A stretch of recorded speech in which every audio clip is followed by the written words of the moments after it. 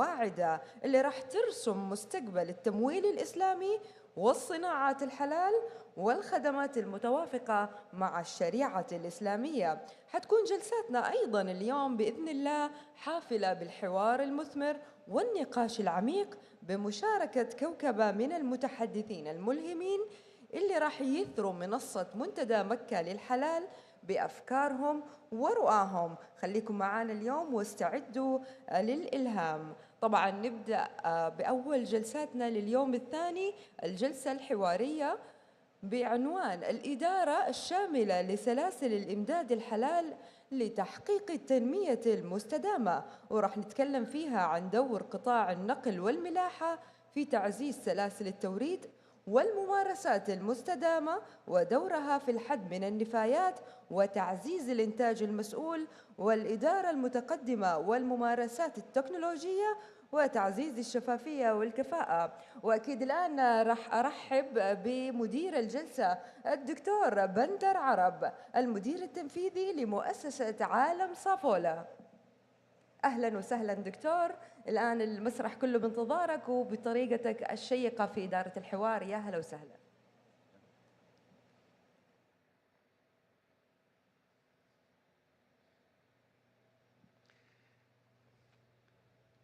Assalamu alaikum wa rahmatullahi wa barakatuh. Good morning, esteemed guests, distinguished panelists, and valid attendees. Welcome to the second Mecca Halal Forum. It's a privilege to see you here, united by our shared commitment to the principle of halal and their vital role in shaping a sustainable future. I'll summarize my introduction and go directly to introduce the panelists to manage the time because we started late. So I will welcome our panelists. The first person is Dr. Marco Tayman, joining us virtually. He is the founder and chief executive officer of LBB International. Dr. Tayman is a known authority on halal supply chain management and halal ecosystems, and he brings a wealth of knowledge and practical experience to our discussion. Next, we have Mr. Rizki Othman, the chairman of the Halal Logistics Association in Indonesia, AHLI. Mr. Othman's expertise in halal sustainable practices will shed light on how we can minimize waste and promote responsible production throughout the supply chain. And finally, we welcome Mr. Muhyiddin Muhammad Hashim, the head of the Halal Committee of Content Port. Mr. Hashimi's insight into transport and navigation advancements will be invaluable, as will explore how to optimize halal supply chains for efficiency and sustainability. So we'll start with our first panelist, Dr. Tayman. Dr. Tayman, you have the floor for 15 minutes. Thank you, Dr. Bandar. Assalamu alaikum and a very good morning. First of all, I would like to thank the organizers for inviting me to speak at the esteemed Mecca Halal Forum 2025. It's a great honor to share the panel with you, Dr. Bandar, Mr. Mahyuddin, and also Mr. Rizki. I will be covering the topic of the importance of halal supply chain management and halal ecosystems. The halal industry is a dynamic industry. We observe that halal is moving away from a product approach towards a halal supply chain and value chain approach. A halal supply chain is a network of organizations working together with the goal of extending halal integrity from source all the way to the point of consumer purchase, from farm to the restaurant, from farm to retail, and in case of e-commerce, from farm to your doorstep. But even before the farm, the animals on the farm, they eat animal feed. They also get vaccines and medicines. So even there might be steps before the farm. When we talk about the halal value chain, we include primary business activities such as logistics, operations, marketing, sales, services, as well as supporting business activities such as procurement, technology, human resource development, and Islamic finance. Finally, halal risk and reputation management, as well as corporate zakat, should play an important role for the company's halal value chain, their brand, but also their reputation when serving Muslim markets. Although the halal supply chain is an emerging requirement and already mandatory in countries like Indonesia since October last year for the food supply chain, also soon in Indonesia mandatory for cosmetics and pharmaceuticals from October 2026. The halal value chain, however, will take more years to develop, and I expect it will be beyond 2030. We see that this transition towards a halal supply chain and value chain is supported by halal standards, both local halal standards in OIC countries, but also international halal standards under OIC SMIC. Next to that is also increasingly demanded by the Muslim consumer. Over the past years, we've seen boycotts of halal certified brands that did not meet the expectations of the Muslim consumer. So what is the problem? OIC countries currently have a limited role in the global halal value chain and are very dependent on imports from non-OIC countries. Not only this relates to halal food, but also equally to halal cosmetics and halal pharmaceuticals. So where are halal products produced today? According to Saudi Arabia's Halal Market Opportunity Report 2024-2025, produced by the Halal Products Development Company in the Kingdom of Saudi Arabia, the top OIC countries with the largest halal product imports are on number 1, Saudi Arabia, the UAE, number 2, Turkey, number 3, Malaysia, number 4, and Indonesia, number 5. On the other hand, the top exporters to the OIC are different countries. China, number 1, Brazil, number 2, India, number 3, Turkey, the first OIC country, number 4, and followed by a non-OIC country, France. Where are the largest halal brands from? Again, non-OIC countries. OIC halal products imported totaled $252 billion in 2023, according to Saudi Arabia's Halal Market Opportunity Report 2024-2025. The question we have to ask ourselves, is the halal industry just a fast-growing market or also an opportunity and obligation for OIC countries to participate in? I believe by asking this question we are answering that. So what are the consequences of the current situation if we don't act? We can expect continuation of shortages of halal raw materials, halal food, cosmetics, and pharmaceuticals, high prices of halal products in OIC countries, but also non-OIC countries, and that end-to-end halal supply chains that are unstable, halal integrity performance unpredictable due to different halal supply chain practices or lack of any halal practices like in air freight, sea freight, and e-commerce. In other words, halal supply chains today are broken, where halal integrity is not assured along the supply chain from source up to the point of consumer purchase. So what is needed? We need a new paradigm in organizing the halal industry. We need to boost halal production, entrepreneurship, and innovation in OSCE countries urgently. In summary, we need to develop halal ecosystems through specialized halal industrial clusters. Under the Islamic Development Bank, as a consultant, I'm heading a program called Halal Park 2.0, building a new generation of halal ecosystems in OSCE countries. How are these halal ecosystems then different from other halal parks of development?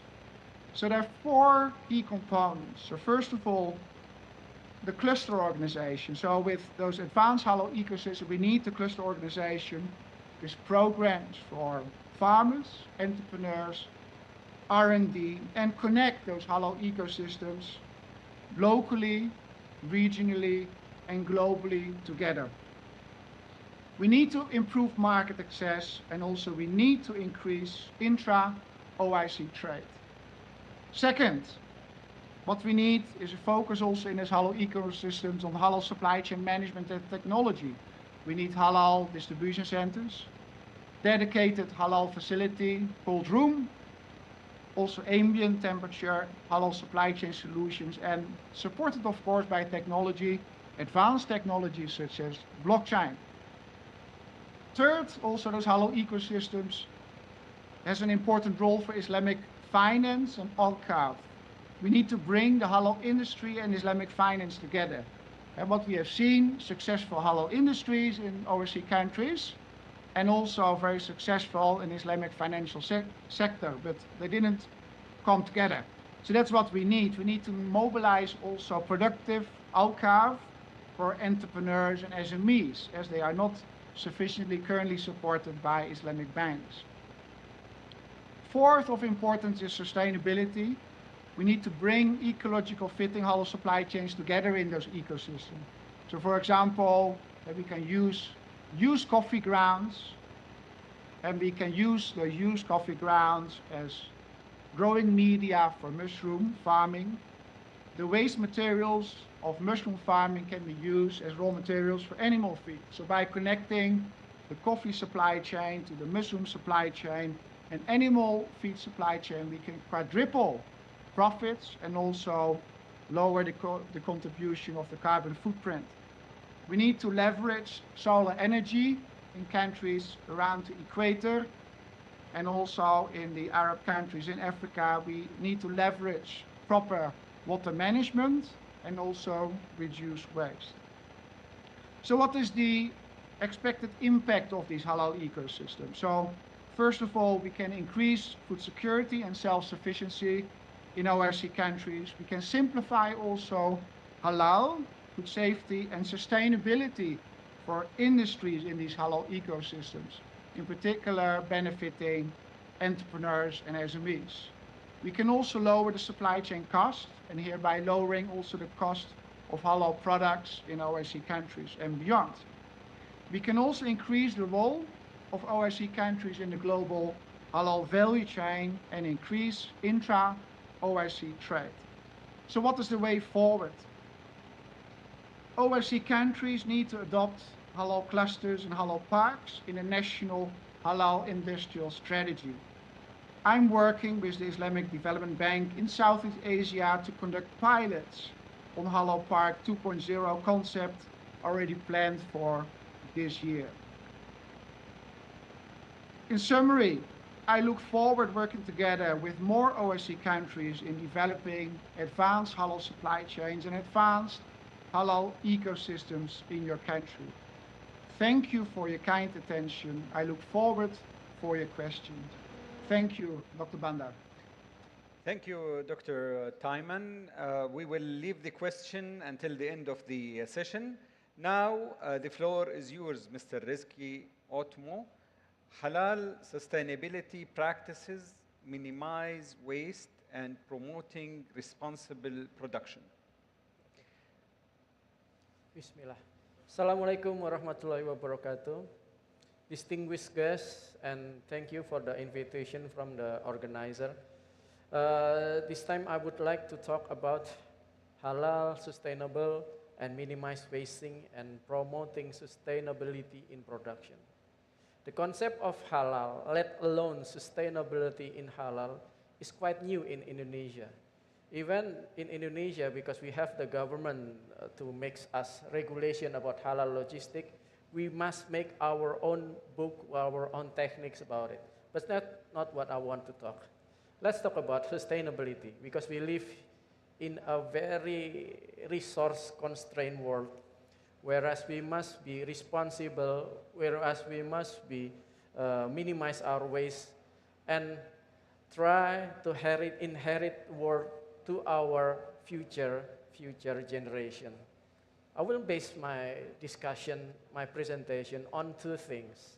One, as when we are non-Muslim, God, Allah tells us, because He already provides so many for us, He support us with so many fruits, so many products, but He also encourage us to consume enough and do not waste. It's on the Quran, Al-An'am 141, if you would like to say, look, but I'm not going to quote all. And then the other base will be the sustainability, logistic, and supply chain, whereas it is also a very, very new concept in the logistic and logistic supply chain world, because talking about logistic is generally about moving point A to point B. Logistic, as a part of organization, as a part of corporate world, you must do it cheaply. But now, because the environmental changes, so many major disaster, we must take care of our sustainability. So our future must thrive, must live. So we have our own topic here, whereas sustainability is a combination of three factors: economic sustainability, try to minimize waste, and also care for your environmental. Okay. And based on those 2 points, I would like to deliver my message here about the halal, sustainability, minimizing waste, and promoting responsibility production. Because talking about halal and logistic and supply chain, we must talk about the whole picture, which is the supply chain. Starting from have a vision that in your production, you must produce enough. Do not create too much or too less. Too much, you will be making so many production waste. But too less, it will be very hard for you to get the production, because we are talking about economic ecosystem, namely supply chain. And then that's what we call avoiding israf, or excessive usage or excessive production. And then the second one, because in halal logistic, we are not talking about only halal, but also toyib. Toyib means good in all of the production. So you must care for your staff, your environment. You must use less damaging product for your supply chain, especially during this day. Try to minimize the waste. Try to use more environmental friendly packaging. The second one will be, you must make the supply chain, because we are talking about supply chain, not only the logistic, the production must be made as per exactly demand from the community, from your market. Don't create too much. Create just enough. That's why you need to have a proper supply chain management driven by the market value, by the market demand. So if you produce too much, it will be excessive. Two things will be broken, your God, promise to Allah, to God, and then you will be creating too many waste. And then, by minimizing waste, you also helping the ecology, the environmental, using environmental friendly packaging.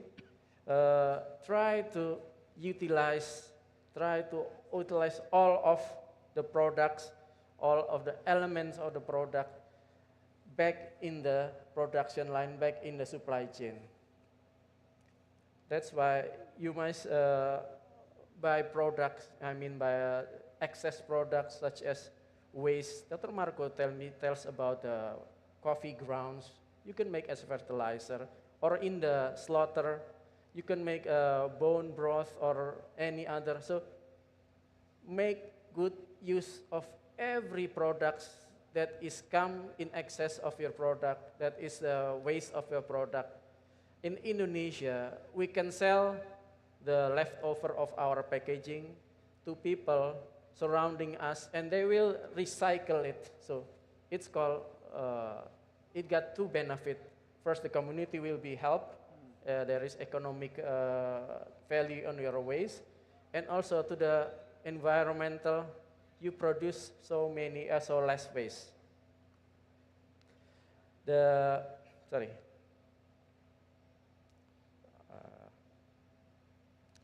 And then, not only halal is focusing on the economic side, you must care for your environmental, and not only the environmental, but the people around of your production facility.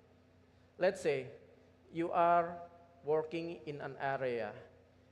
Please try to utilize not only the production resource nearby your area, your production facility, your manufacturing facility, but it will also help to reduce the cost of logistic costs, because you don't have to buy, you don't have to transport your product from very, very far area. And then, because you buy from your local community nearby to you, the community will have a good impact, or will be having a good brand awareness to you. So not only you care for the community environmental, but also the people will like to support you. And in the end, if the community, the people buys your product, it will be a beneficial economic for you, because you create not only selling, but you care to the community. So this is what we call the environmental responsibility, not only to the environmental, but this is a topic of sustainable responsibility logistic supply chain. To be honest, this is a very, very new in the logistic board. The one that only doing it is maybe some emotional benefit products such as cosmetic, food, FMCG. It will benefit, trust me, it will benefit. You don't have to make so many campaign, because the community thinks that you are a responsible brand. They will buy your product ultimately. Okay. Excellent. Next will be animal welfare. Islam told us not to, let's say, do responsible slaughtering, do minimize waste when you are consuming food coming from animal. Make the animal very, very less suffering during the process, even if you are ultimately going to eat them. Because believe me, the meat will taste better compared to the meat that doing the process of slaughtering is not in Islamic way, in the Sharia way. And then the next step will be sustainability. You have to do the transparency in all aspects, because government, community, your buyer would like to know that you are a responsible production. You do the responsible production, supply chain starting from sourcing, manufacturing, and then distribution, selling to the store on retail. You need to be able to show them the traceability. That is a very new concept in logistics, whereas when people would like to buy the product, we are getting more and more affected by the social media. Things the negative effect, if you are being perceived as a negative brand, as a negative effect, not only to the environmental, but because we cannot let our brand getting good or bad and negative impact. So transparency, you need to be able to show to all aspects of the community, starting from government, people in the whole general, or your buyer, that you are doing a responsible production, responsible supply chain, starting from all aspects. And then, last but not least, you have to be able to improve whatever you have been doing, because simply doing the same thing all years long is just not enough. The term supply chain means you have to be able to track and monitor all aspects of your production, supply chain, starting from sourcing, getting better and better resources, doing a better production line, trying to minimize the waste in all aspects. Of course, by doing this, you have to record. Of course, by doing this, you have to monitor the performance, all aspects of your company. Then only by this, you can improve not only from your corporate sustainability, but also social responsibility and also for environmental sustainability. By that, my closing remarks will be, sustainable supply chain is a sustainable halal logistic that cares not only for the corporate, because corporate needs to be thrive, needs to be able to grow, but being able to grow, you must care for the social and environment. Environment not only for your buyer, but also for the whole world.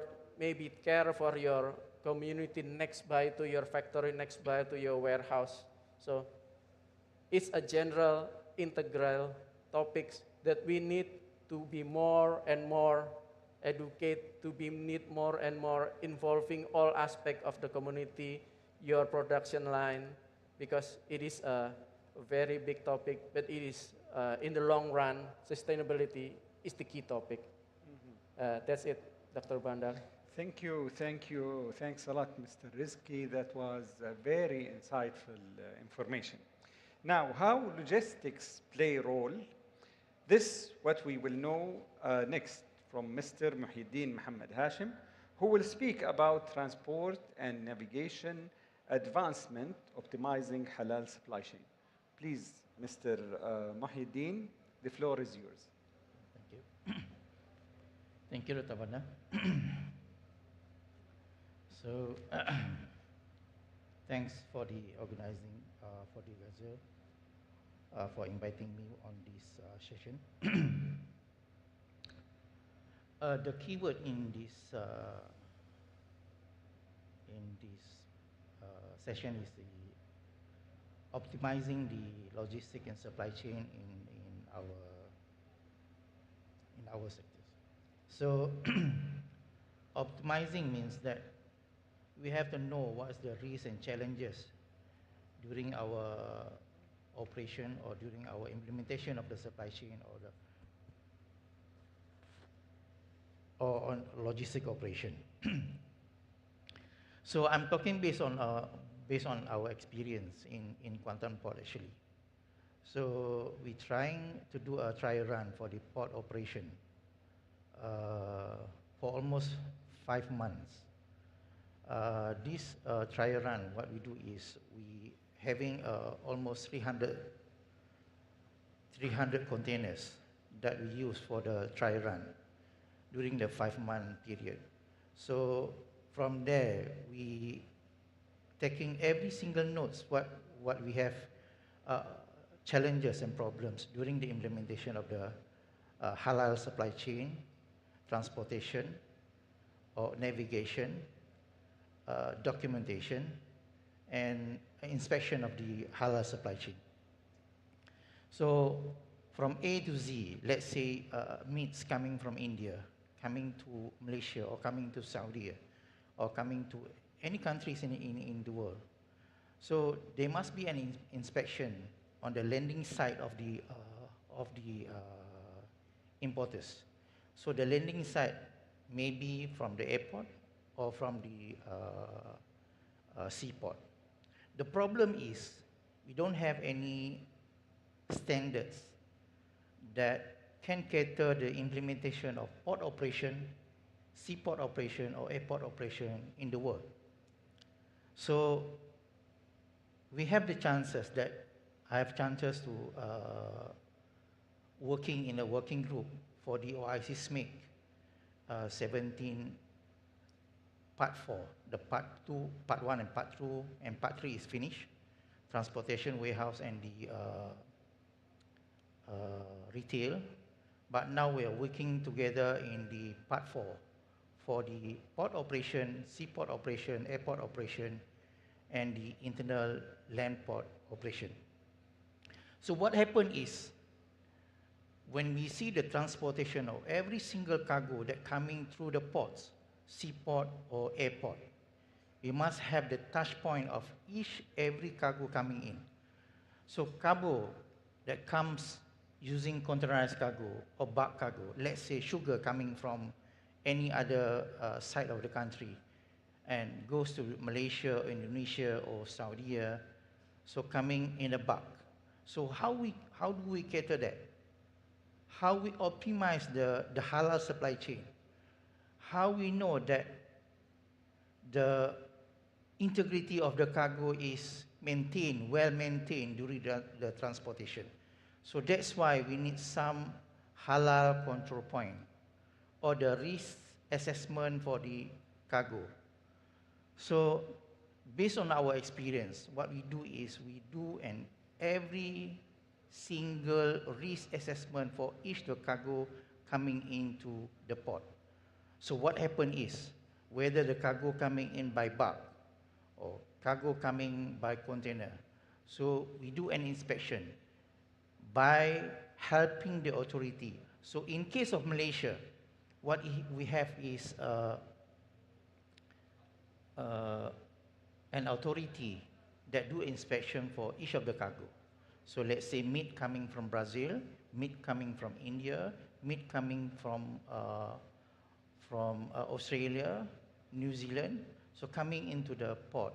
So what we do, they have to submit their document, and then after that we have to do the inspection, authorized by the authority, inspection of authority. So then goes to the custom, then custom will release the cargo and goes to the customer. So what happened is, during this inspection, they must have a halal control point for each and every single inspection of the cargo. If the cargo is coming using container, we have to discharge the cargo for inspection and then to put back inside the container. So there is area where the integrity of the cargo is damaged or not good for health or not good for eating. So that's why during the implementation, the first focal point is the halal control point as a risk assessment for each and every cargo that coming in through port or going through the port. So for the export exercise, let's say coming from one seaside, fish coming from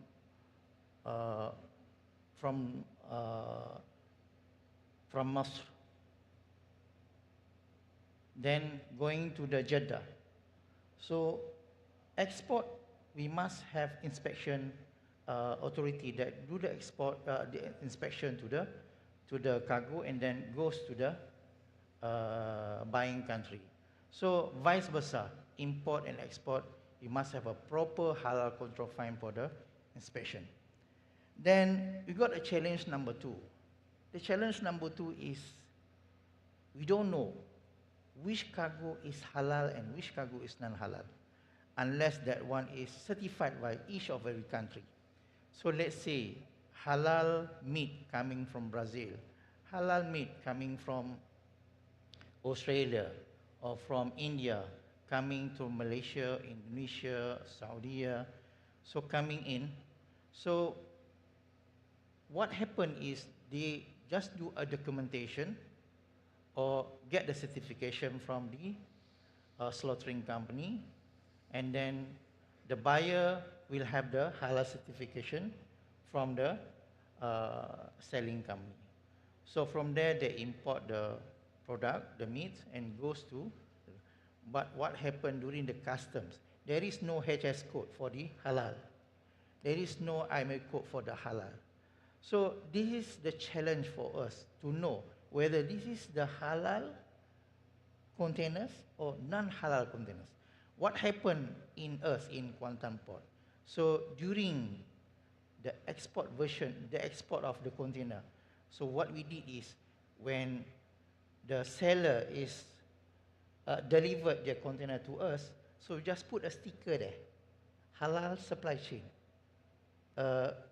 Green sticker, halal supply chain, that goes to the buyer's company. So this is as an first point to address the issue of integrity of the inspection during the cargo coming in or going out through the port, seaport, airport, and any other means of transportation. So how to optimize this one? So how to optimize the halal supply chain? The first thing is we have to make sure that the challenges is minimized. The first is the halal control point. Every single cargoes that coming in through the halal supply chain must be inspected, must have a proper documentation, must have a integrity training for the personnel that doing the inspection, personnel that doing the documentation. We receive document from the exporter, so we need to evaluate the documentation is right or wrong. We don't know. That we have to go back to, let's say in Malaysia, we have to go back to JAKIM. So whether this is correct, and then we can receive that one from the seller company or the country of origin. So that's the challenges that we face during the implementation of the transport and navigation of the product from one country to another country, whether it is export or whether it's import of the cargo. So the third one is the training. So every single personnel that handle cargoes, halal, mostly the halal cargo, coming into the country or going out to the country must have a proper training. They must have a proper training. So that's why I think Malaysia have another one standard that every single personnel that handle cargo or handle product, halal product, they must be trained, well trained, and they know what is halal and what is haram. As an auditor, halal auditor, we have three. One is the non-conformance, and then the most part is the Sharia compliance of the halal. So the thing is, we have to make sure that to optimize the halal supply chain, every single personnel, every single authority, every single organization that doing this halal product or doing this halal logistics must have a firm and fully understand what happened on the ground. What happened on the ground. Not only on this documentation wise. The problem when we have documentation, we don't know what happened on the ground, then maybe some people will cheat you and then giving you a false documentation and false that might be damage the integrity of the cargo. So, ladies and gentlemen, I think what happened to us that we have that experience during the implementation of this halal logistics. So, we focusing on this halal logistics part 4. Even if this one is not yet be finalized as a standard, but the part 1 and part 2 transport and the warehouse is there already. So maybe any organization that want to use this part 1 and part 2 for the logistic or supply chain standard, they can use it. And then later, I think by 2 or 3 months or maybe 6 or to 7 months, if we have that standard for the port, seaport and airport standard on this halal supply chain, part 4, inshallah, the problems of the integrity of the cargo that delivered through port, seaport, and any other means of transportation maybe can be have a very good integrity or having a very good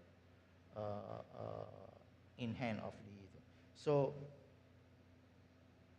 in summary, I think every single person, every single personnel, or every single organization must have fully understand of the halal implementation. So because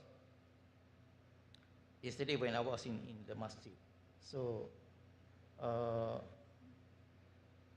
I thought of the kulu mirizkillahi halalan tayyiba.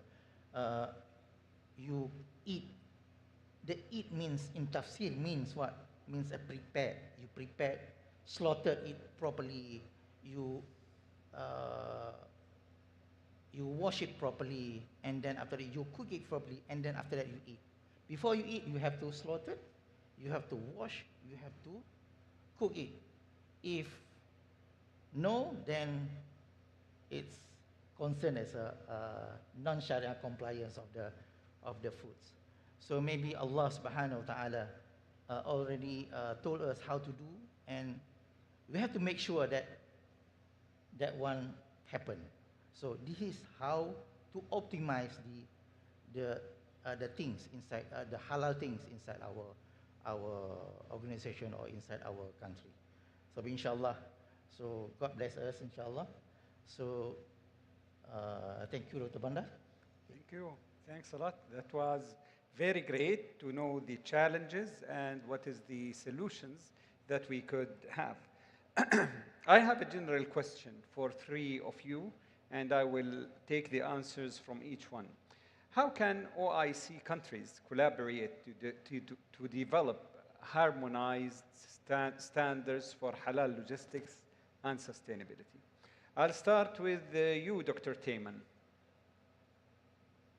Thank you, Dr. Bandar. I think it's first of all important that OIC countries need to adopt the OIC standard, OIC SMIC 17/2020, the standard which Mr. Mahyudin referred to.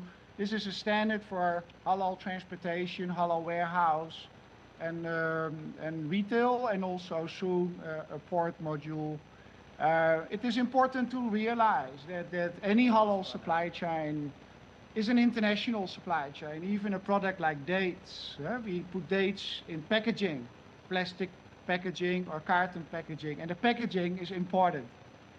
The bread comes with bread improvers. Those are imported. So even a simple supply chain of dates, even a simple supply chain of bread at the end is a global supply chain. So OIC countries need to adopt the OIC SMIC standard 17/2020, so that's a good start. And that will allow, I think, countries, OIC countries, to better protect their halal supply chains. Thank you, Dr. Bandar. Thank you. Mr. Rizki, let's see your thoughts about this. How can OIC countries collaborate in the standards?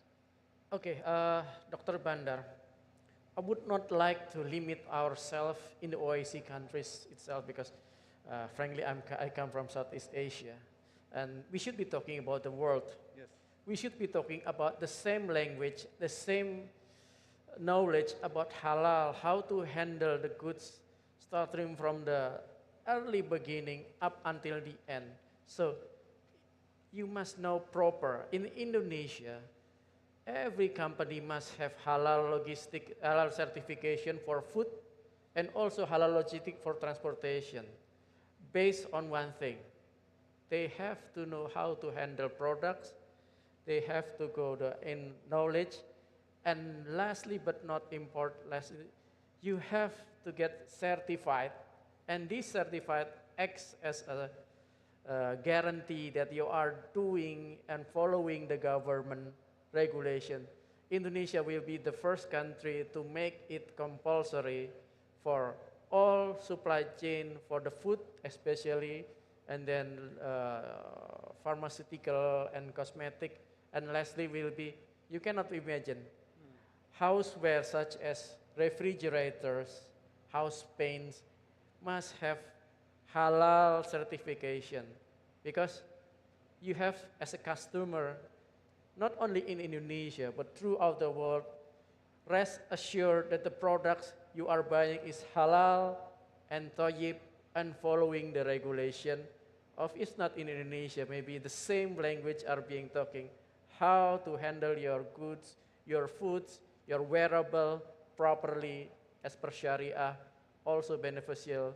to the world. That's the thing, Dr. Bandar. Okay, now it's yours, Mr. Muhyiddin. Thanks, Dr. Banda. Actually, when I fly from KL to KLIA to Jeddah, I receive a piece of cake. The cake is the color it is at the box is red, means that maybe is inside the cake is some veggies, some sort of meat, some sort of eggs. When also in India, they put a color for the green or veggie, yellow for, is egg, and red is for the meat. So to standardize on an IC company or in the world, we must have a standard. Standard means for the food, or let's say packaging, as per Dr. Marco Timan said. So packaging, maybe we can use whatever standard that we have currently. Currently, JAKIM have that, nation standard have that for the packaging of the foods. And then also we have standards for the logistic and supply chain, for the transportation, for the warehouse, and for retailers. And coming soon, inshallah, on the ICSMIC is the 17-2020 Part 4 for the port and seaport. So the standardization of each country, whether it's in OIC or in the world, we must have a good standard and good practice.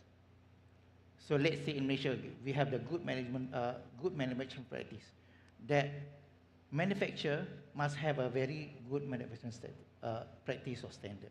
So this can be integrated into one. So when we call it into one, so means that it's maybe we call it halal supply chain or halal standard that integrated everything into one, that can help every single country, every single organization in every country in the world can use that. So this then can be help us on the issue of non-integrity of the halal product or non-halal product, or contamination of the cargo, halal and non-halal. So that's all, Dr. Banda. Yes. Thank you. There is a lot of other questions, but the sake of time is limited, and we should conclude this session. So I will give each one of you 30 seconds to conclude and have their final remarks, starting with you, Dr. Taiman. Thank you, Dr. Bandars. It was a great honor to be part of this panel, and I think it's important to realize that halal supply chain management is an important topic for the years to come. So it was a good topic to share at the Mecca Halal Forum. I think we would like to again stress on the importance of the development of halal ecosystems. We need to develop those halal ecosystems to strengthen the role of OIC countries in the halal value chain. Those halal ecosystems will also improve supply chains, improve intra-trade, so that OIC countries will play an important role in controlling halal supply chains. Thank you. Thank you. Mr. Rizki. Okay. Halal supply chain, as mentioned by Dr. Marco Timan, is a very good topic because it comprises not only halal, but the concept as our religion is tayyib, avoiding over excessive usage or israf. But on the modern concept of supply chain, it is a very, very complementing each other. So by doing halal supply chain and complementing with a sustainable supply chain, you are doing helping yourself, helping the community, helping the environment. Care for your production. Do not produce so over and do not produce less. It will be very negative effect for you. So it's a very integral topic. Halal is responsible for you, for the community, for the world. I think that's it. Thank you. And your final remarks, Mr. Muhyiddin. Thank you, Dr. Bandar. Actually, first and foremost is the understanding of this halal logistics and supply chain. So people keep asking, why port need this halal certification? Why this one need this one? Why this one is this one? Is it enough for us to do an ESG, for example, certification for ESG, that can run anything in the world? But as a Muslim, I do believe that we must have the halalan thayyiban as our focal point. So when we have that, halalan thayyiban means that we have a very sustainable and growth economy in the world. So every single person can eat our product. If only ESG, maybe they don't believe organic. In Malaysia, we have organic, but that one's still, is it halal or non-halal? That is the question. But then we have a halal thayyiban certification. Every single person, even non-Muslim, Muslim, can use it as their eatery products and whatever they want to do with it. So I think the most important thing is we make sure that we have to go back to the basics, and then we know what we want to do, and then after that we go forward by moving, by doing this halal and thayyiban as a standard for the whole world, inshallah. Inshallah. Dr. Marco Tayman and Mr. Rizki Otmo and Mr. Muhyiddin Muhammad Hashim, thanks for sharing your insights, experiences, and perspectives on this pressing issue, offering practical solutions and strategies for building a more sustainable and prosperous halal industry. Thanks a lot, and please join me in thanking all of the panelists, and I hope that you will have a great time in the rest of the panels in this forum. Thank you.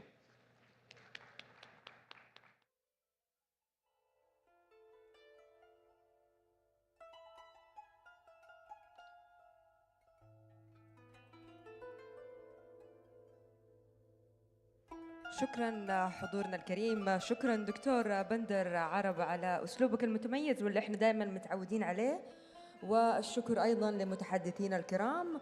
أدعو الآن الأستاذ أحمد عصام الرحبي المدير التنفيذي للعلاقات العامة والاتصال لمنافع هنا على المسرح لنبدأ التكريم.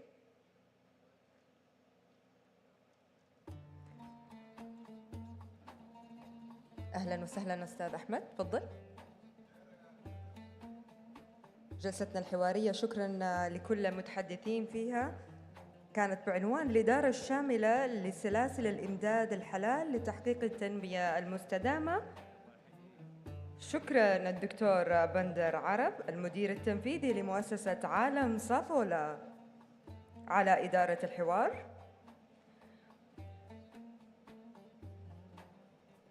وأكيد الشكر موصول للأستاذ رزقي أوتومو رئيس جمعية الخدمات اللوجستية الحلال في إندونيسيا، والأستاذ محي الدين محمد هاشم رئيس لجنة الحلال في ميناء كوانتان بماليزيا.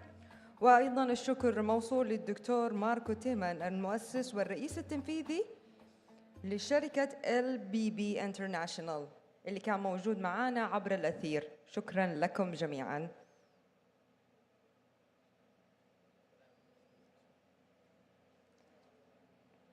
our estimated guest. We will now take a 20 minutes break for pray. See you in 20 minutes, inshallah, to continue our program in Mecca Halal Forum. سنتوقف الآن لمدة 20 دقيقة لأداء الصلاة. نراكم بعدها إن شاء الله لاستكمال برنامج منتدى مكة للحلال.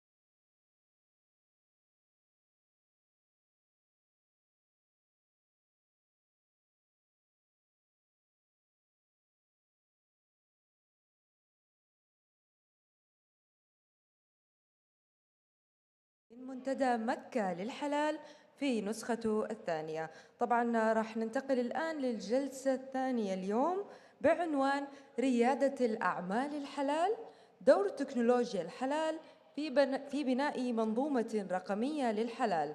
وحتى تتكلم محاور هذه الجلسة عن ابتكارات تكنولوجيا الحلال ودورها في تعزيز الإنتاج الصناعي والاستفادة من الممارسات التكنولوجية في تطوير قطاعات الحلال وتطورات التجارة الإلكترونية وقطاعات التكنولوجيا المعلومات الحلال.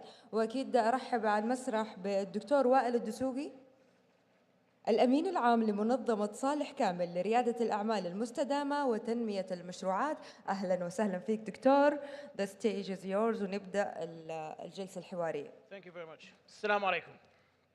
I'm very happy and excited to moderate this panel, this amazing panel, because it's very much related to my expertise as an entrepreneurship. I work on entrepreneurship for years, so I'm really happy to host the amazing panelists. So please welcome on stage Mr. Tulay Salva, the Senior Vice President and Head of Capital Market Funding Department at Al Baraka Bank from Turkey.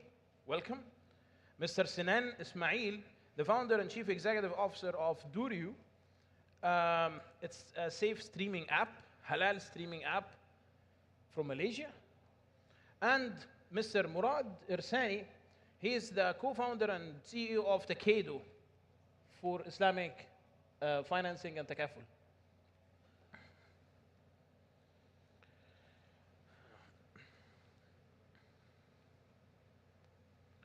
I'm very happy to moderate this amazing panel and being with brilliant-minded panelists and speakers and experts in halal-related entrepreneurship. And this sector is kind of new to the world, halalpreneurship.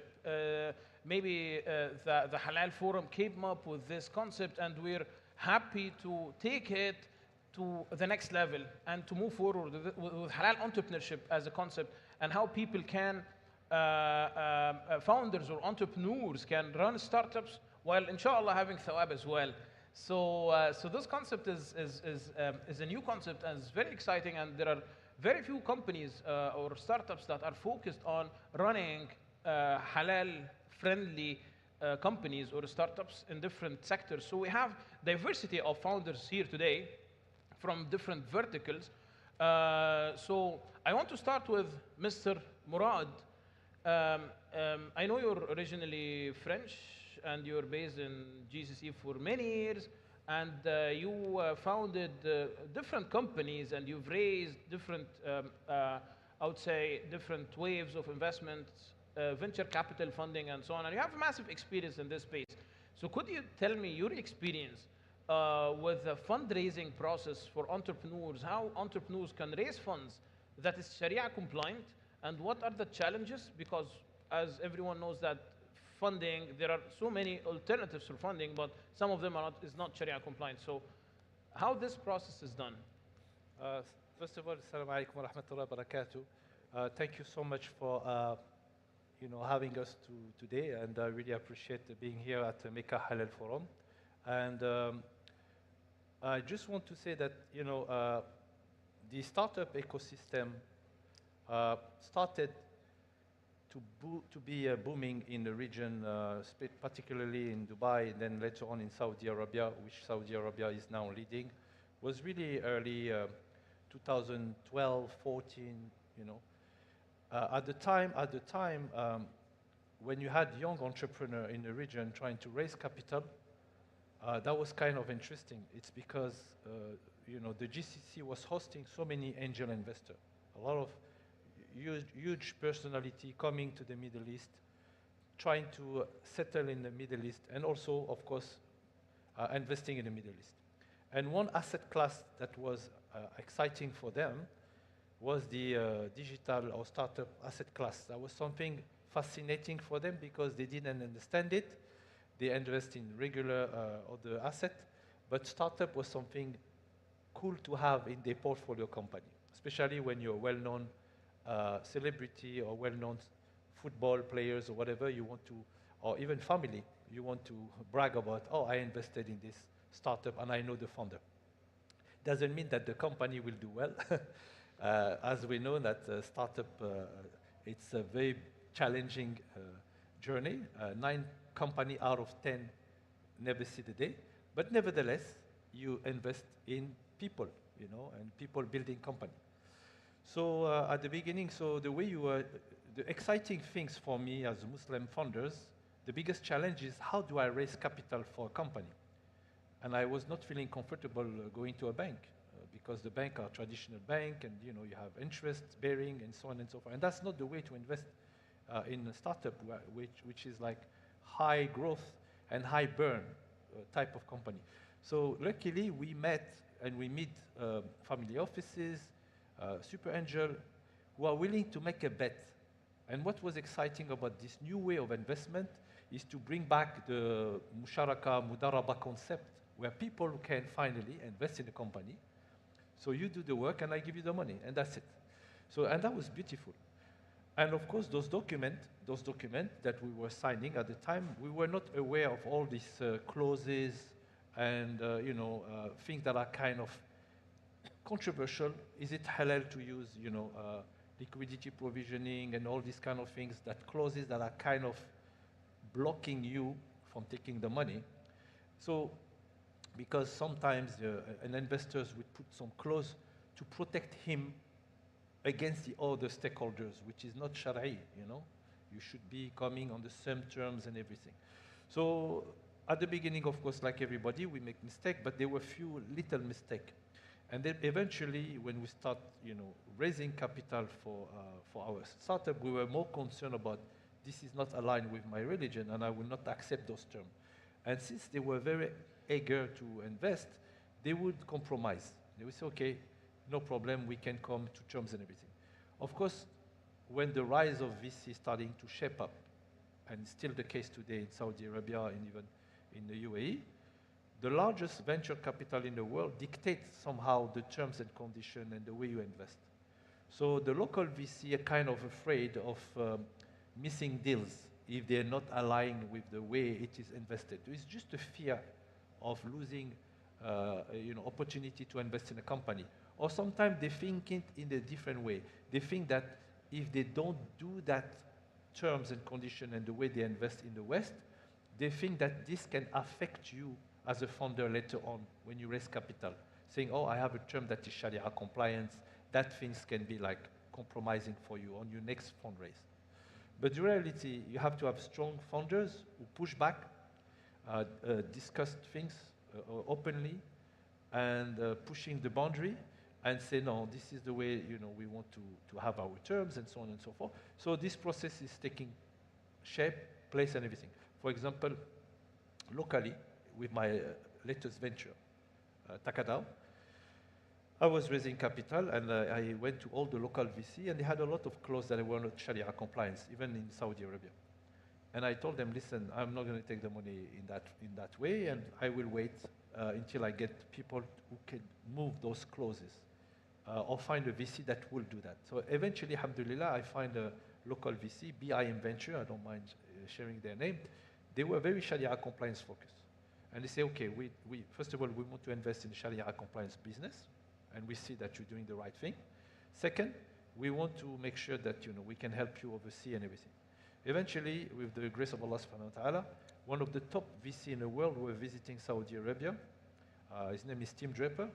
And he came in and he was like, I really like what you try to do. Try to reinvent insurance, takaful. In his on-site mind, you see the insurance model falling apart, and you think that a more community-based type of model is fairer, more inclusive, transparent, and can help people in general. The first question he asked me, can I invest as a non-Muslim in your company? You see, imagine the logic that they think. Just because you claim yourself to be Sharia compliant, you're already penalizing yourself, thinking that a non-Muslim cannot invest in your company. This is dramatic.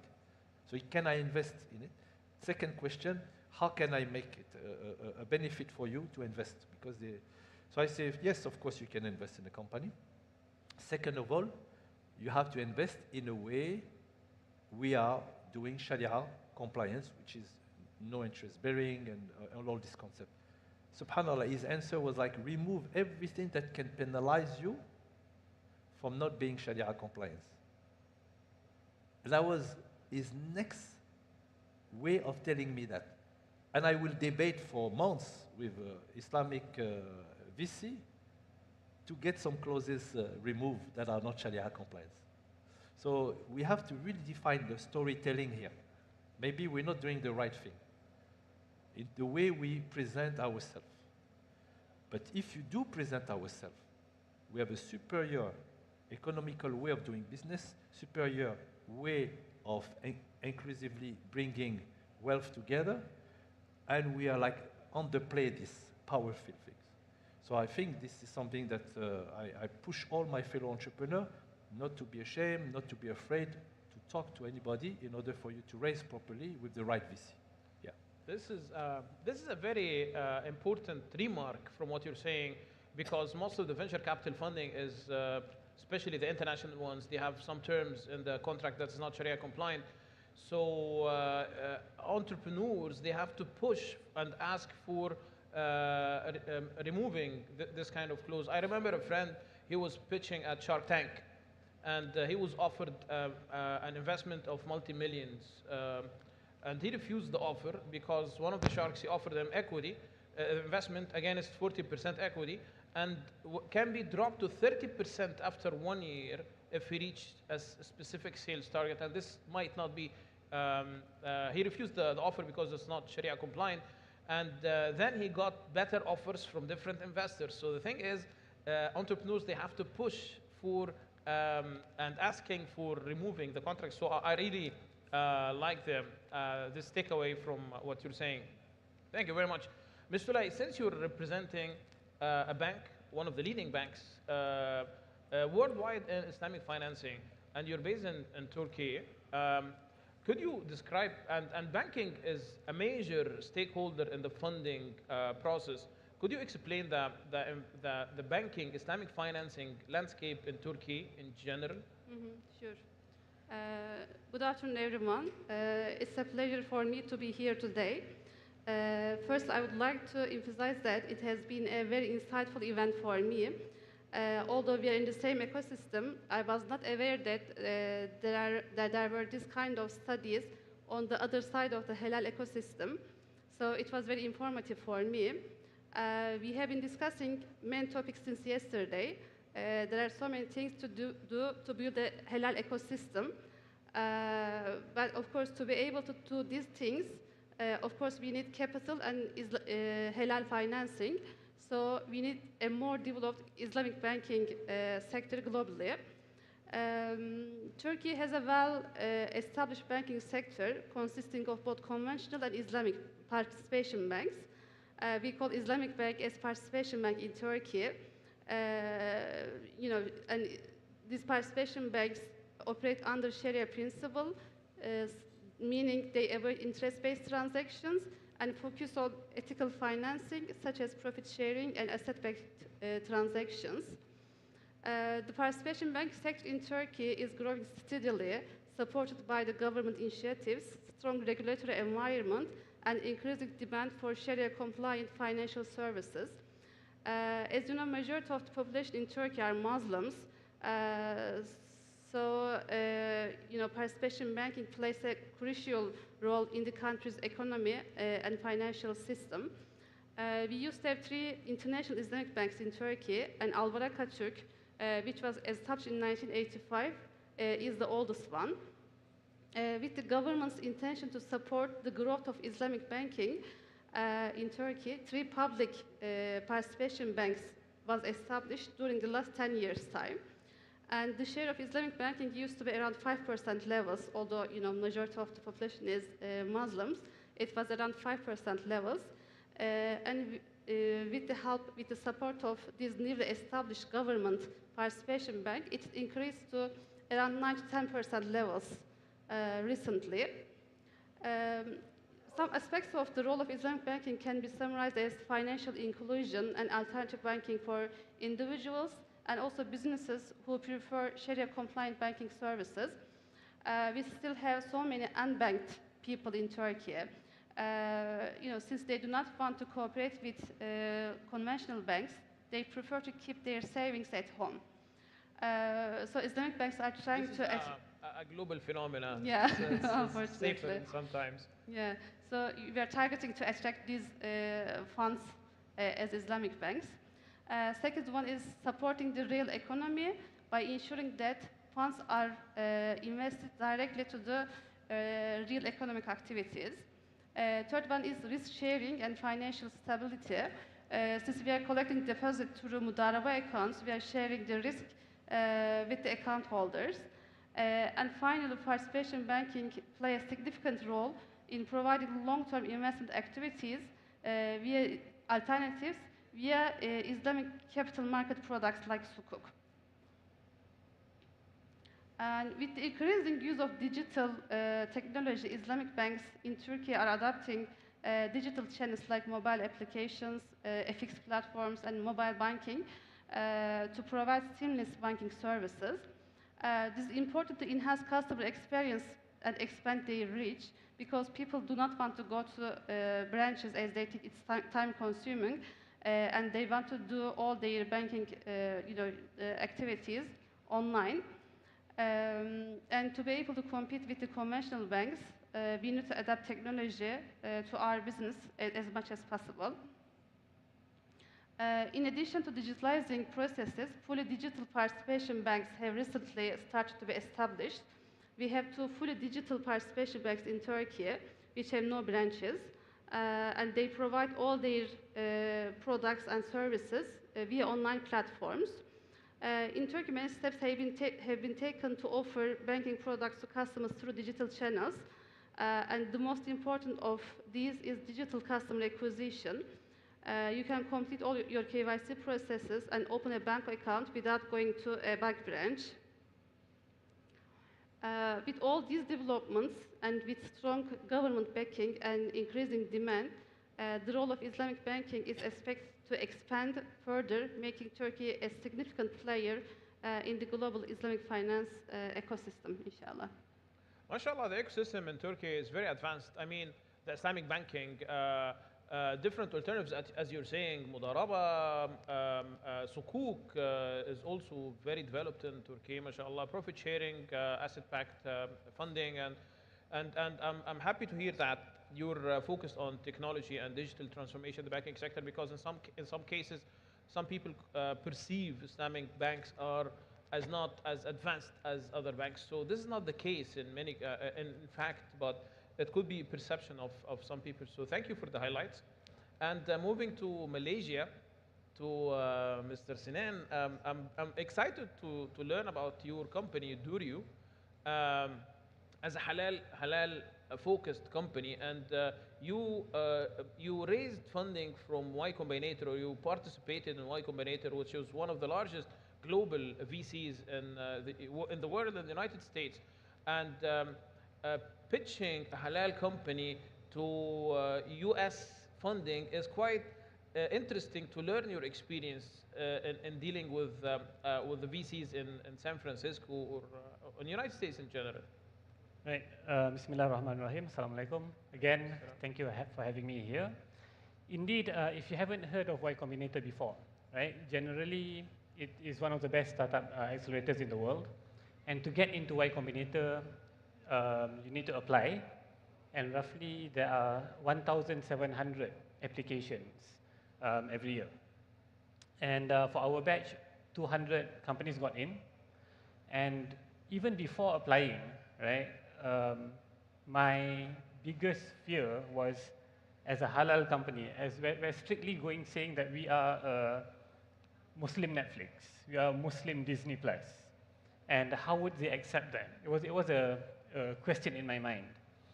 But we trust in Allah's plans. We submitted for the application. Alhamdulillah, we got to the interview, and we got onto a Zoom call with a YC partner. And he said this: Sinan, your application was one of the most unusual applications I've ever read. MashaAllah. And I've read more than 10,000 applications during my time here in Y Combinator. So that got me thinking. I mean, why did he say that, right? So in the next call, I asked him, why did you actually say what you said? He said, first of all, you are the first animation/tech platform, tech animation platform where we're funding. Okay, fine. Second is, because of your history, you've created Omar and Hannah, which has more than 5 billion views on YouTube. We think you're the right team to do this, which comes back to the point mentioned just now, that strong founders, right? And the third point is, you are operating in a space which we don't understand, the Muslim space, and it's huge. And I think looking at that point alone, right, the third point is, investors it doesn't matter where they are, right? It's about creating value for other people, it's about getting returns, it's about entering a market. So in our case, even though we are doing halal entertainment for children, when we did our pitches to investors in Silicon Valley and angel investors, not just Muslims, also to non-Muslims, it was a problem which they could relate to, right? As parents, they were saying that, oh, my children are also facing problems, even though we're not Muslims, but we're facing problems that what they're watching on YouTube is nonsense, it's garbage. So they could relate to the problem. So in my opinion, coming back to the question, like, how do we navigate of explaining, I was actually a bit more worried than I should be. Because when I did the pitching, there was no investor saying anything bad. They were all about understanding the market. They learned that we are 2 billion Muslim strong, right? There are roughly 100 million Muslim families for us to target. And the second point is the point of, well, one is the market. The second is solving a problem, right? It's a problem which they can relate to and they can understand. And the third one, I think it comes back to the founders. So in my experience, I also face the same things. You have to be able to push back. You have to be able to stay firm. And it's a treat which is not easy. I think we grew up following the flow, right? If other people do that, we have to do this. But as a Muslim, we need to be strong to our principles, and we need to believe in ourselves. So I would say, to be a strong founder, there's a few things. One is, you need to understand that you have to put yourself in a position of leverage. Right? You have to believe that what you're providing is something strong. So when you, and of course that comes with data, with research and the market. But once you have that, when you believe that you have leverage, then of course you need to understand you're a Muslim.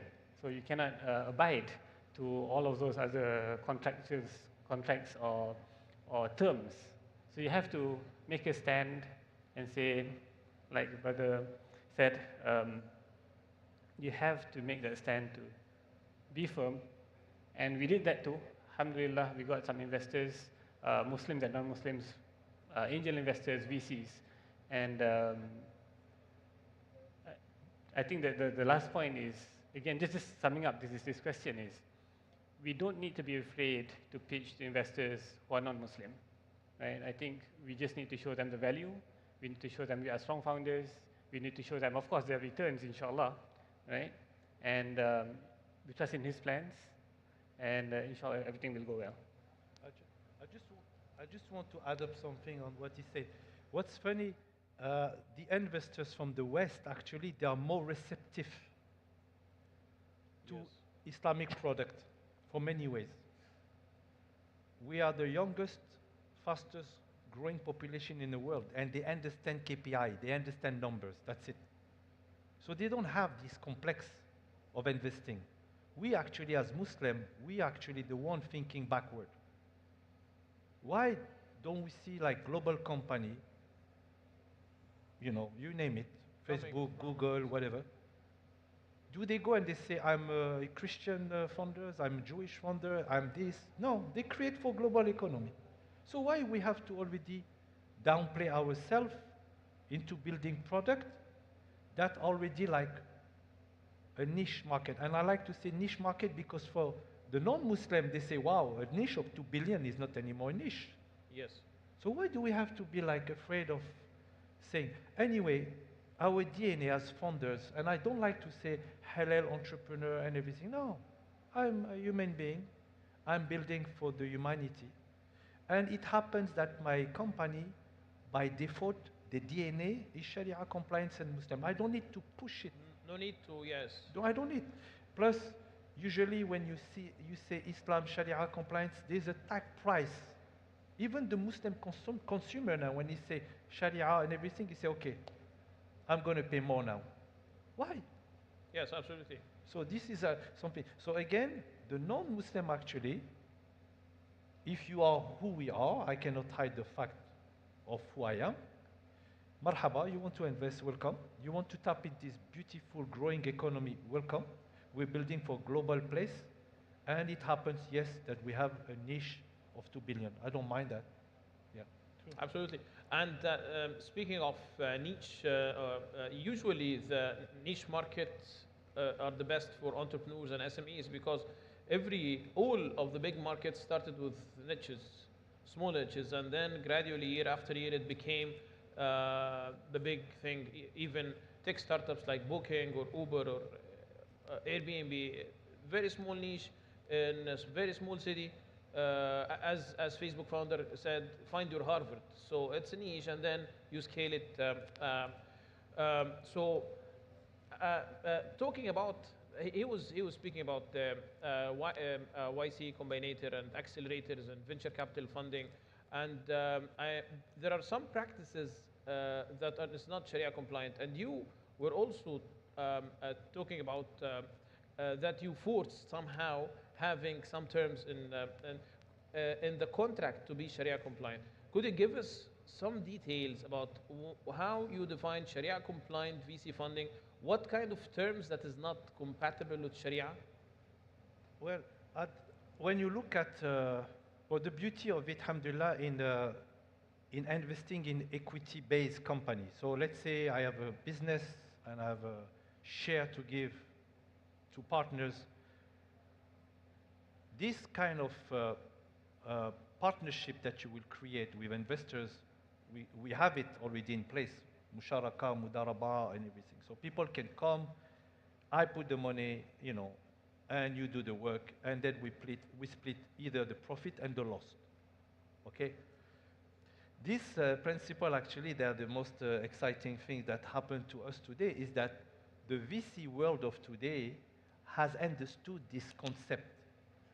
I have wealth, okay? I'm a venture capital, I have tons of money, but you know what? I don't have time to understand what technology is going to do. So what they do multiple check diversification of their wealth into 100 startups. 10,000, 100,000, whatever. And they say, okay, khalas, I made my position, and I wait for it to happen. Guess what? Maybe 70% will go south, will die. 20% will give a decent return, and some of them are going to be like unicorn, like they make like 100 times their money. That's it. So they understand this concept of losing, gaining. Okay? And at the end of the day, that's something that should be part of our DNA as Muslim.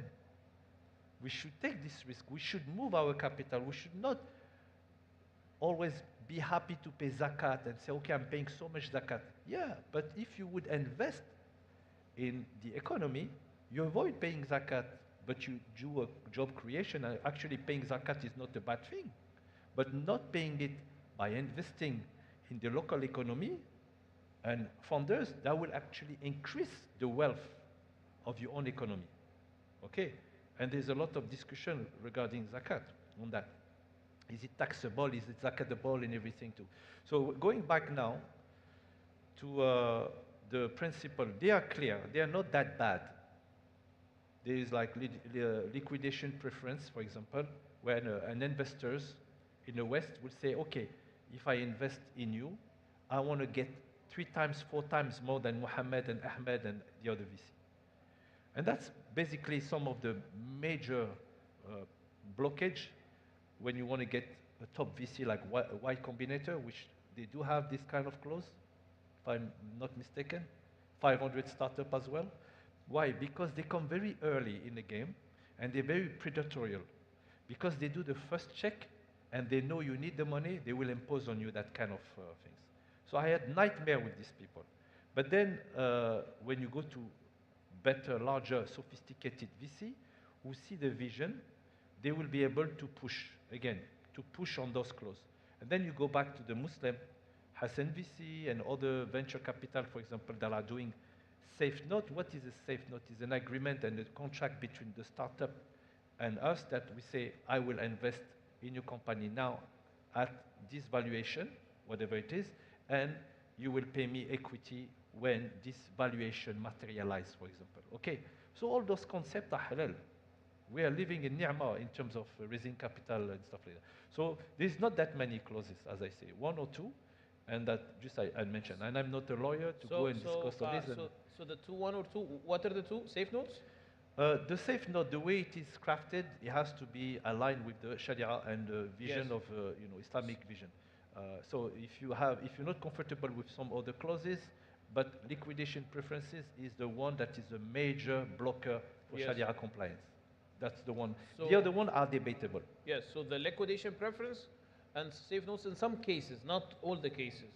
Yeah, so Right? the safe note, the way it is crafted, has to be going through Sharia board members. Yes. Could you describe, maybe some people are not familiar with safe notes, could you describe it more, the safe note the mechanism?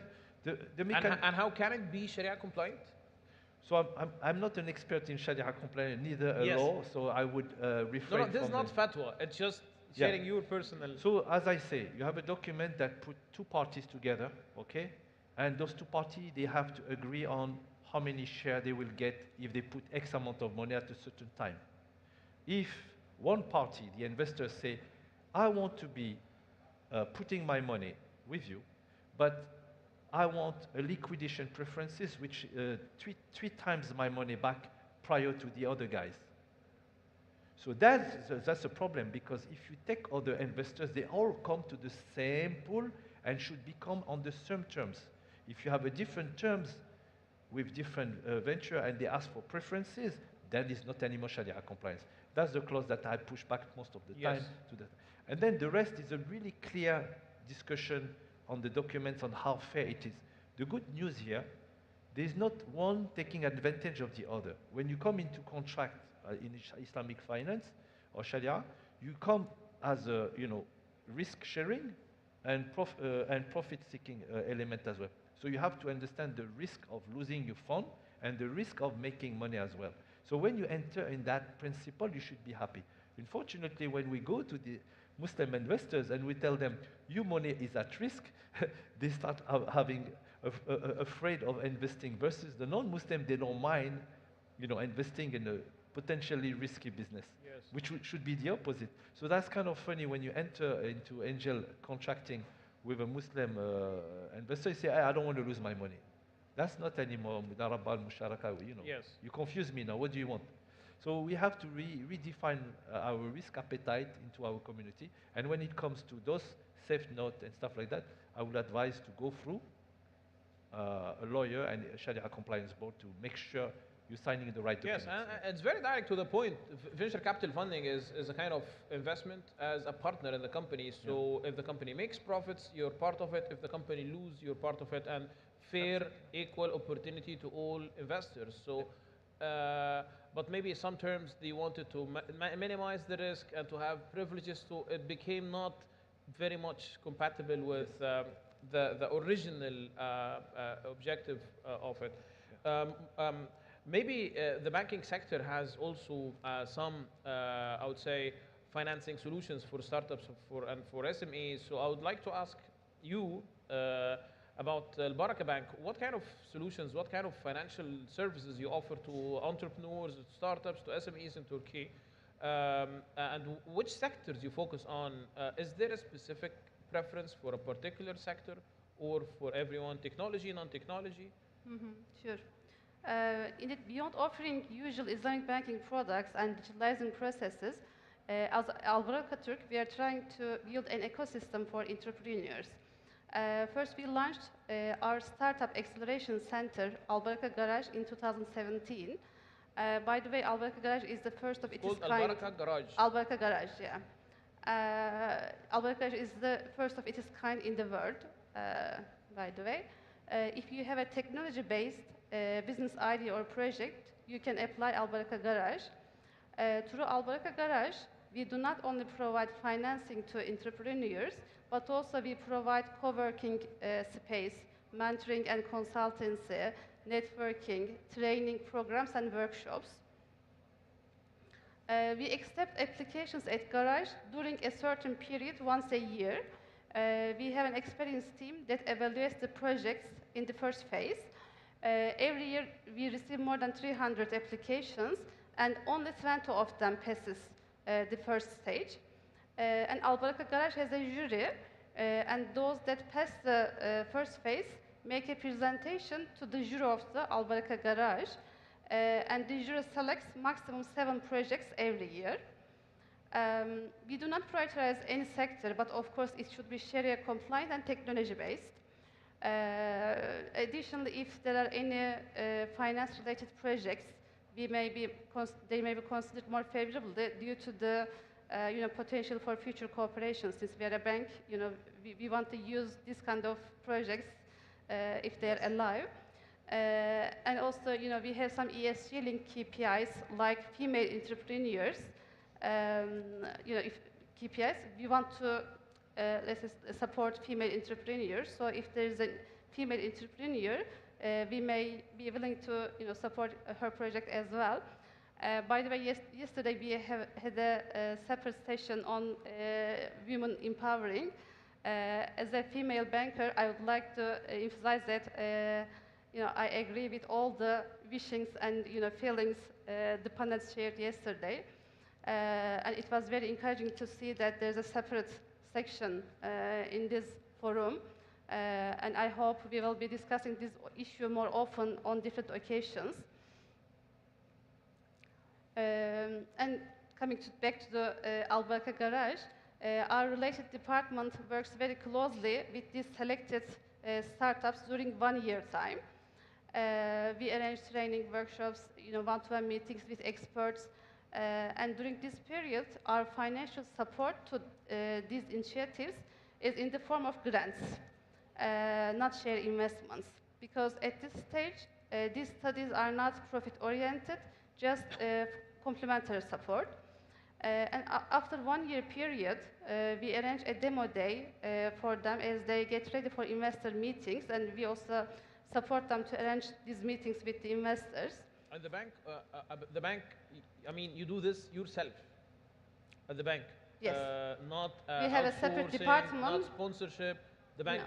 because many banks do that via other partners or partnerships. But the good thing is that we have a separate department, and they are doing all these kind of operations in that department. Yes. We have some experts there, so we are doing it in-house. MashaAllah, because this is a big work, I know. Yeah. It's very difficult to, for small entrepreneurs and new SMEs to reach financing through banks or capital markets. So venture capital funds play a critical role for these institutions. And we have a portfolio management company, it's called Albaraka Portfolio Management Company, a separate company from the bank. And they manage different types of funds like real estate investment funds, hedge funds, and venture capital funds. First venture capital fund was established in 2019 by Albaraka PYŞ, and currently they are managing 29 venture capital funds with a total AUM of 30 billion Turkish lira. You have your own venture capital? We have a portfolio management company, yes, and they have these venture capitals. It manages a VC fund. Okay. Yes. Amazing. And these funds have been established with different motivations. And some of them are established for certain companies because there are some tax incentives for the corporates for these funds. However, we have 7 venture capital investment funds actively investing in entrepreneurs. We mainly have equity investments through these venture capital funds, and our exit strategy depends on the agreement with the project owner and the project. We do not grant loans to startups, but if it's a venture capital firm or SME, the fund can grant loan to them as well. Additionally, as a bank, we have Insha Ventures. You know, Insha Ventures, again established by Albarka Portfolio Management Company, is managed by the bank. And you know, they're investing. By the way, it is the Turkey's first fintech venture builder, Insha Ventures. It operates in Istanbul and has an additional office in Berlin. MashaAllah. Venture builder. Yes. This is like music to my ears. To have in a bank, managed by the bank, a venture builder, a VC funding, a kind of co-working space, the garage, and all are organized by the bank. This is in my own way. That's the best way to lose your money doing Yes. venture builder. But I'm fine with that. I mean, you cannot create entrepreneur. You know. Indeed, Yes. you know, they are not Insha Ventures.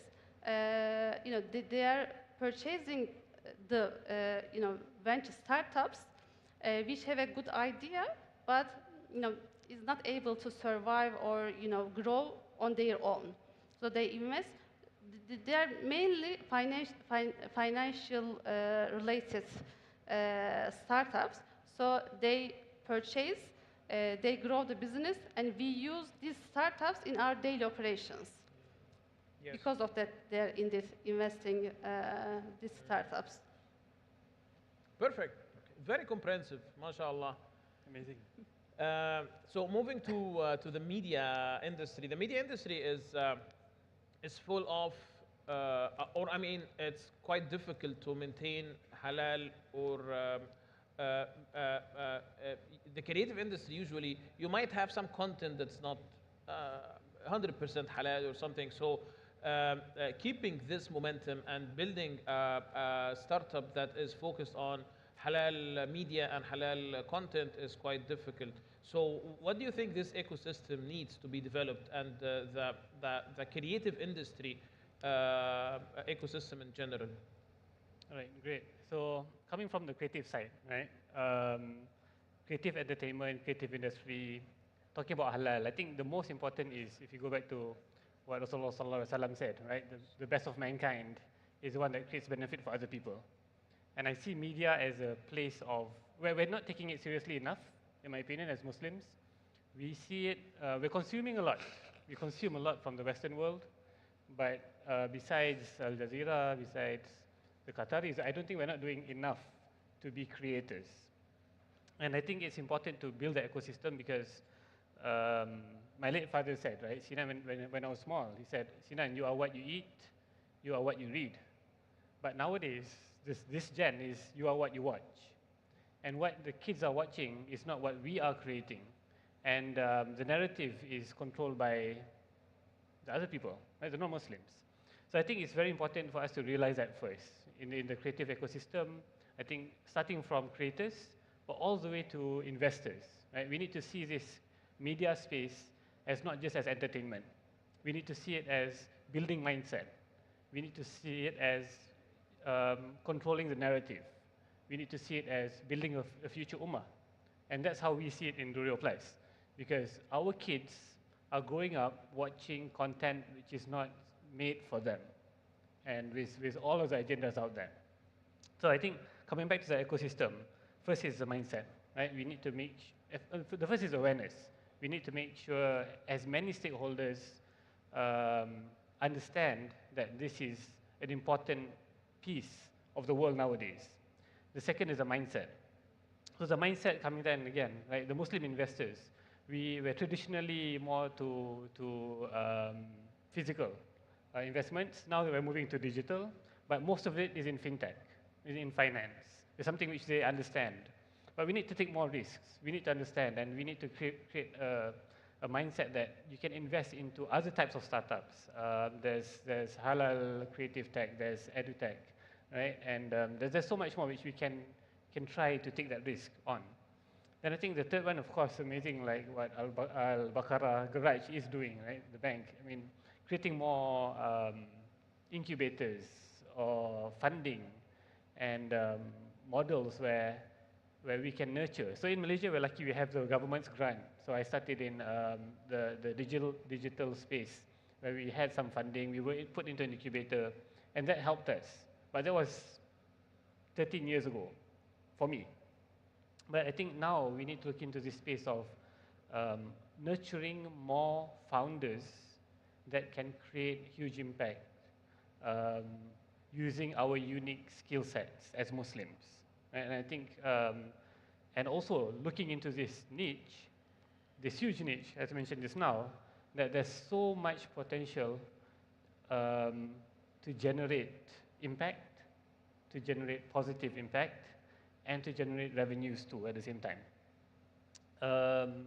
So again, when you have all of these, the creatives, investors, and the ecosystem, then inshallah, hopefully we can build a better creative ecosystem. And one thing which I'm very bullish about is one day, Durio should be able to fund Muslim producers. Because we did Omar and Hana, which has 5 billion views on YouTube. And we were struggling to survive as a company. You said 5? 5 billion views. Billion? 5 billion views on YouTube. MashaAllah. But as a company, we were in the mercy of YouTube's model. And we couldn't survive as a company. That's why I opened up Durio. How about the producers who have less than 1 billion views or 100,000? It's still a lot. It's still a lot of impact. So our mission, besides of creating a safe platform for Muslim children, right, is to hopefully fund producers, so Muslim producers who can create, and we have a lot of stories, Islamic stories or Muslim stories, which we need to tell to the world. Yes. Right? And hopefully one day we can be that by funding Muslim producers. But we're still in our early stage, step by step, inshallah. Inshallah, perfect. We have 5 minutes, so a quick round of questions, a final round of questions. Yes. Can I talk a little bit about what Takado As you does? like, yes. I have a question for you, but I mean, feel free. Yeah, go ahead. But No, go no, ahead with please. the question. So, interestingly enough, what he was mentioning, we have an entire economy here building, you know, when it comes to media, halal industries and everything. And one of the biggest segments that is blocking actually the world, Muslim population globally, to succeed is the, you know, the breadwinner of any family. When he passes away, you literally put your family at risk to a level of poverty again, okay? And that's what's happening all over the world. So what I like about digital entrepreneurship and everything is to have visionary founders to solve the biggest challenge that our community globally are facing. And one of the things that we fought at Takadao was to solve the problem of Islamic insurance for the global citizen. A borderless, trustless, inflationary less, I would say as well, because we're using stablecoin USDC. So for people who are living in Nigeria, Egypt, Turkey, they will identify with me that if they contribute to their contribution as an insurance, after 10 years, if you get paid in local currency in Egypt or Turkey, you will have maybe 10x or 20x less of what you even contributed to. So we created a Takaful project that is 3.0 Takaful, as I like to call it, where people can join together to put a certain amount of money to protect one another. This is your company. This is the LiveDAO, the new Yes, company that Takado. Yeah, Takado. Takado, yes. So basically, Takado is a protocol built on chain, managed by smart contract, who help people put money together to protect one another. So the first product of Takadao from this protocol is the LiveDAO, which is Sharia compliance life insurance. So people put money together. You can be in Malaysia, Indonesia, France, UK, Egypt. If, la qadar Allah, something happened to any one of the members, the fund will pay the member. And if there is any money left in the fund, it goes back purely into the redistribution of the fund. So you act as a donor and a protection vehicle. But what is exciting about that? You know, it's the creation of wealth here. Imagine a fund of $100 million managed by Muslim, for Muslim, globally. And then $1 billion fund, or even $10 billion fund through this mechanism of the Muslim coming together through this technology, the amount of money that can be placed into a halal industry or Sharia or ethic industry is phenomenal.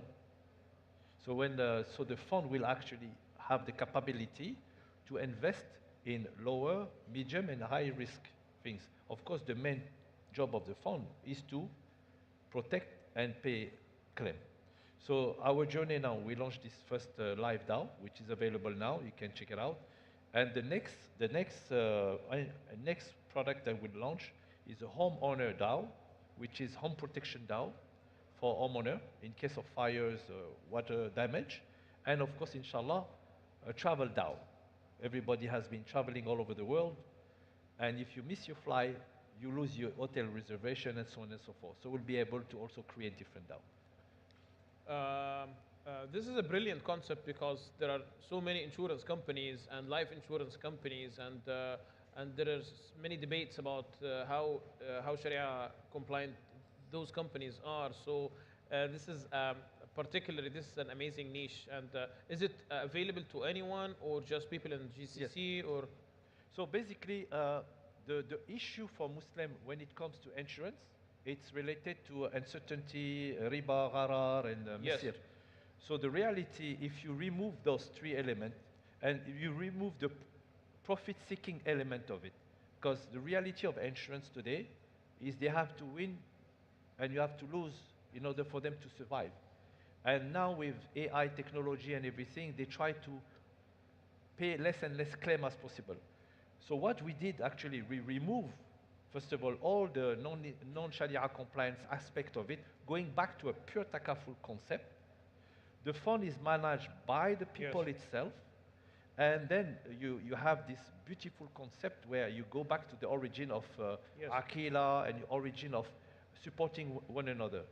As a matter of fact, the earliest concept of insurance was born in the pre-Islamic era, where the caravan business owner, they used to travel from Yemen to Syria, and if a camel would die with the goods, they would agree on paying, leaving the goods there and paying when they sell their merchandise.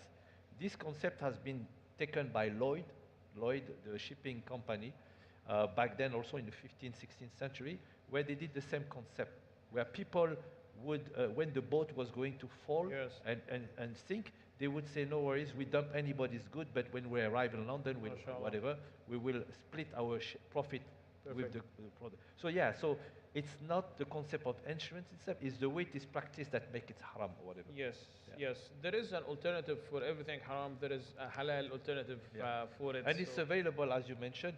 We are able to launch in 135 countries at once. MashaAllah. So our product is available anywhere in the world at, you just... Great. Perfect. So takaful business. Yeah, Yes, that's perfect. takaful 3.0. MashaAllah. Okay, moving to another Islamic financing tool, Sukuk. At Al Baraka Bank, I know that you have Sukuk as a solution at the bank. So could you give us in 1 minute an idea about how it works at Al Baraka? Yeah, sure. As Al Baraka Turk, we are very active in the Sukuk market. We have been issuing Sukuk in the international market since 2013 and in the domestic market since 2016. We have always been very pioneering at capital market space. We issued the first 81 Sukuk out of Turkey. We issued the first Euro Sukuk again out of Turkey. And also now we launched an MTN Sukuk program, which allows us to tap the international capital markets very quickly and whenever needed. Until 2020, we only issued Sukuk for the bank.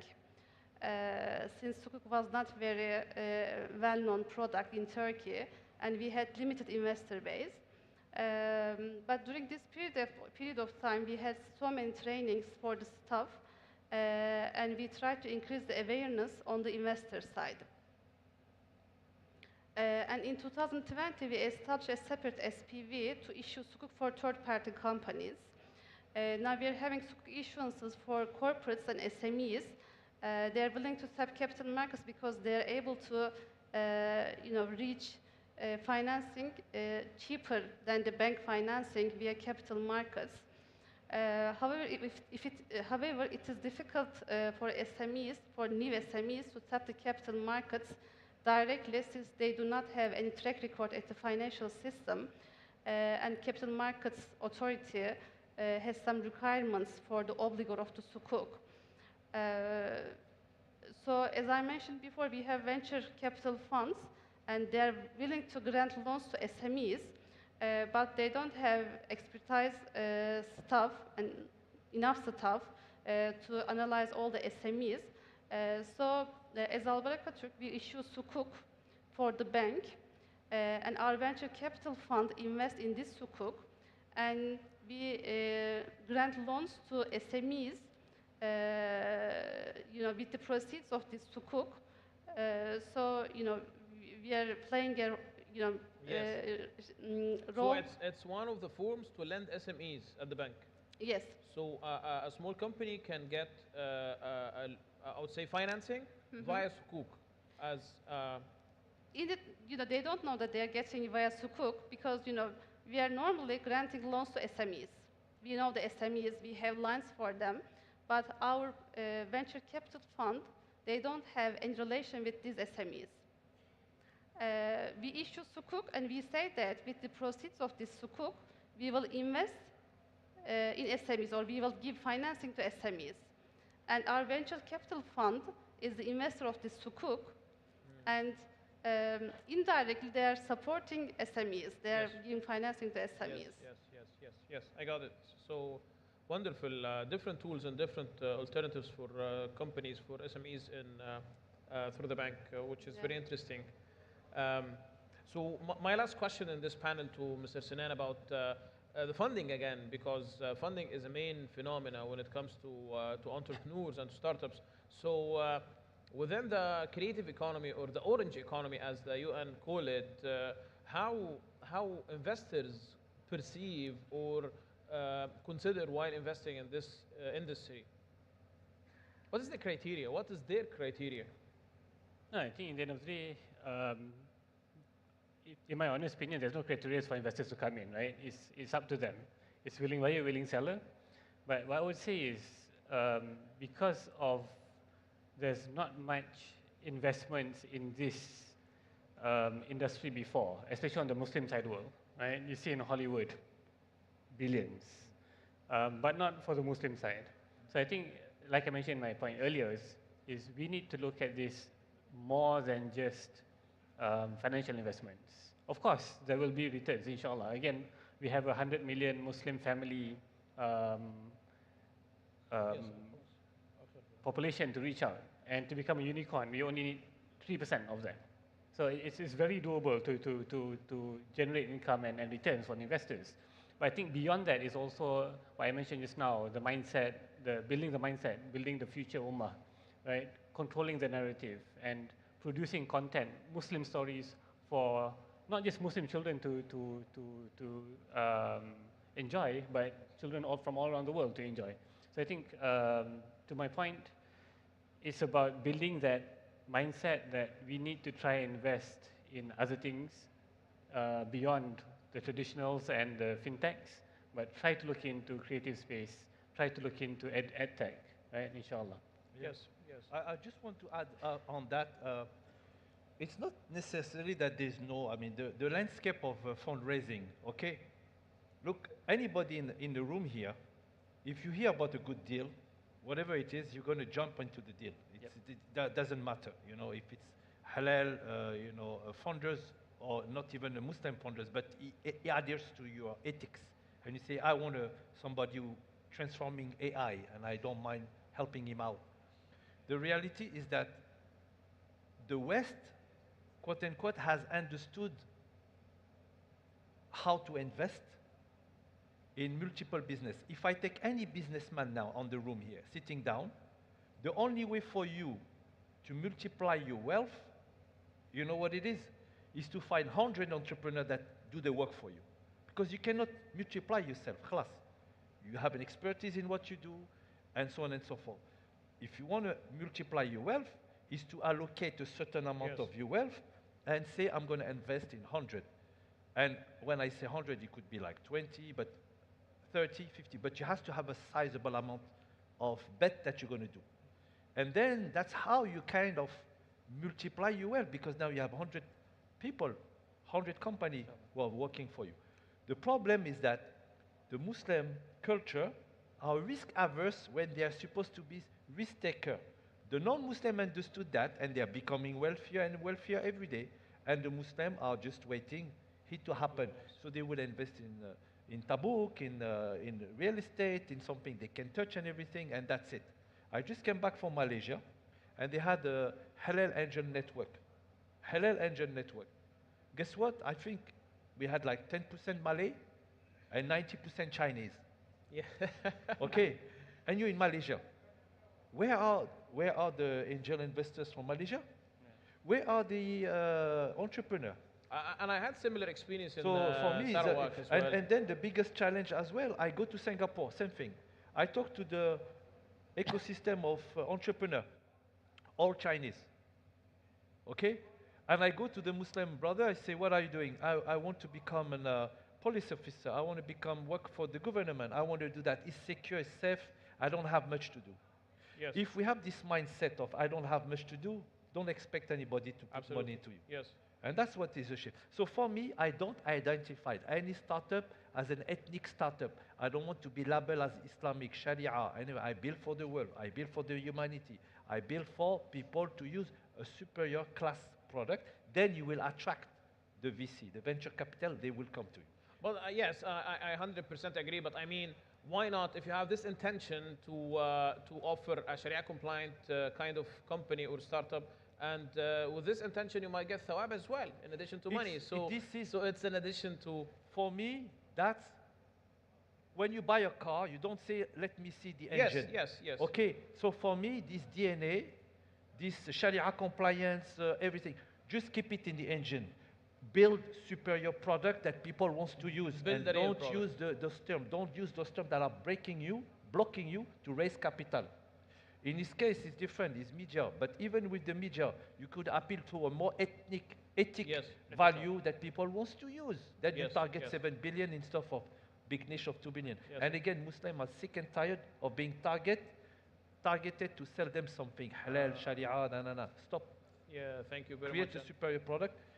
We are DNA, underlying engine is all halal anyway. Yes, you know, thank you for highlighting that. And that's what they I asked me a couple of times to... they want to kick us out, to the end of the panel. I hope, yeah. Yes, and they asked me and they give me like a note that the panel has ended. So I would really like to thank you, the panelists, everyone, for your insights, for your interventions, for the amazing insights, and for adding a lot to me and to most of people here, a lot of information related to Islamic and Sharia investing and VC funding and entrepreneurship, halal entrepreneurship without labeling. And I would like to thank everyone in the hall here for being here and for listening to the panel, and thank you very much. And there is a special recognition for the panel from Manafa. So thank you very much.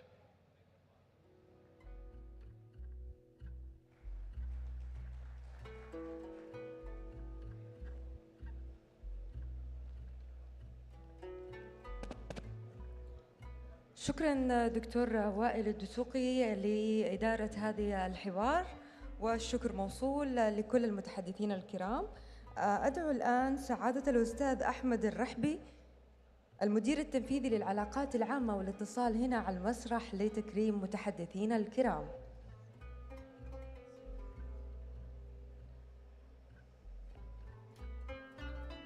جلستنا الحوارية التي كانت بعنوان ريادة الأعمال الحلال، وأدارها سعادة الدكتور وائل الدسوقي الأمين العام لمنظمة صالح كامل لريادة الأعمال المستدامة وتنمية المشروعات. شكراً دكتور وائل. وأكيد الشكر موصول لمتحدثينا الأستاذة تولاي سالفا نائب الرئيس الأول ورئيس قطاع تمويل أسواق رأس المال في بنك البركة بتركيا. وشكراً أستاذ مراد إرسان الشريك المؤسس والرئيس التنفيذي لشركة تيك دادو. وأخيراً الأستاذ السناني إسماعيل، المؤسس والرئيس التنفيذي لمنصة البث دوريو وشركة عمر وهنا.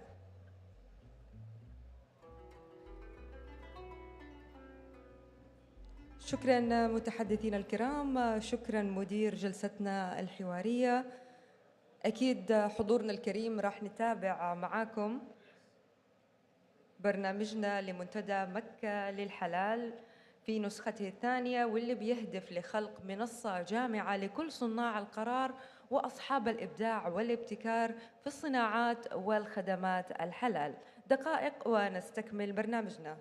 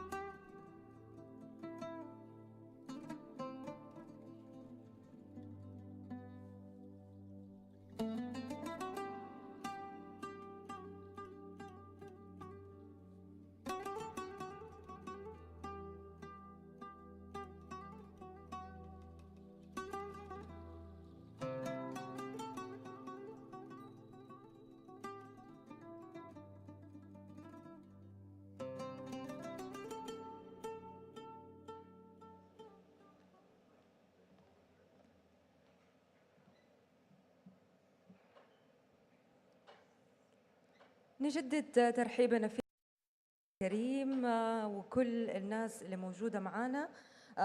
نتابع برنامجنا في منتدى مكة للحلال للسنة الثانية. الآن تبدأ الجلسة الحوارية أو الحوار بعنوان العلوم والابتكارات الحلال واستدامة الاقتصاد. معنا محاورنا الدكتور بندر عرب المدير التنفيذي لمؤسسة عالم صافولا.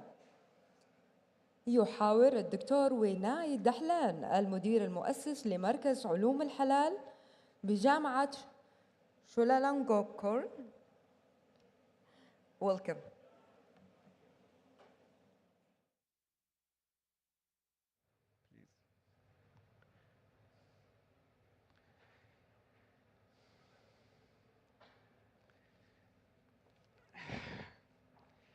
Assalamu alaikum wa rahmatullahi wa barakatuh. Welcome back everyone to the Makkah Halal Forum.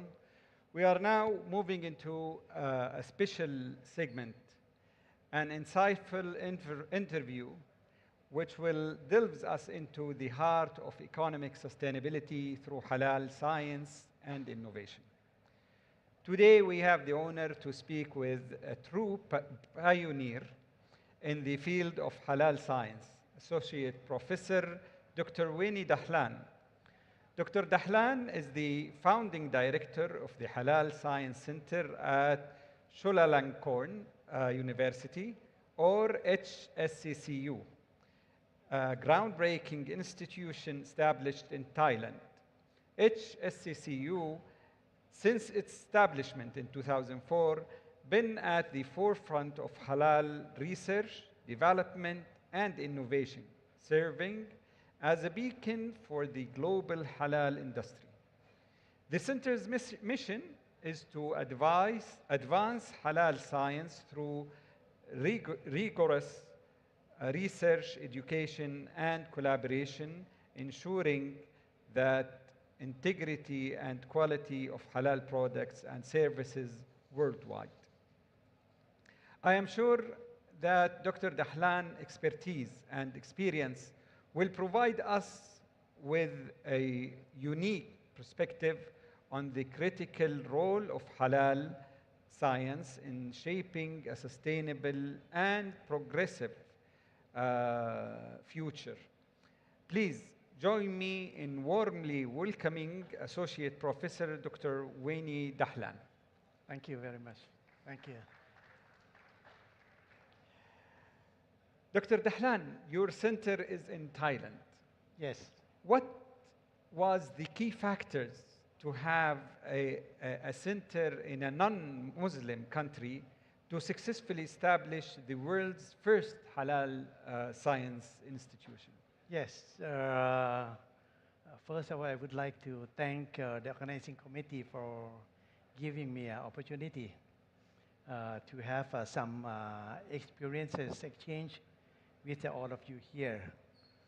Assalamualaikum warahmatullahi wabarakatuh. I'm Vinay Dahlan from non-Muslim country, as you may know, Thailand. I would like to give first the information about Thailand. Yes. Thailand is located in the southeastern region of the world. We have the area of 500,000 square kilometers with a population of 70 million.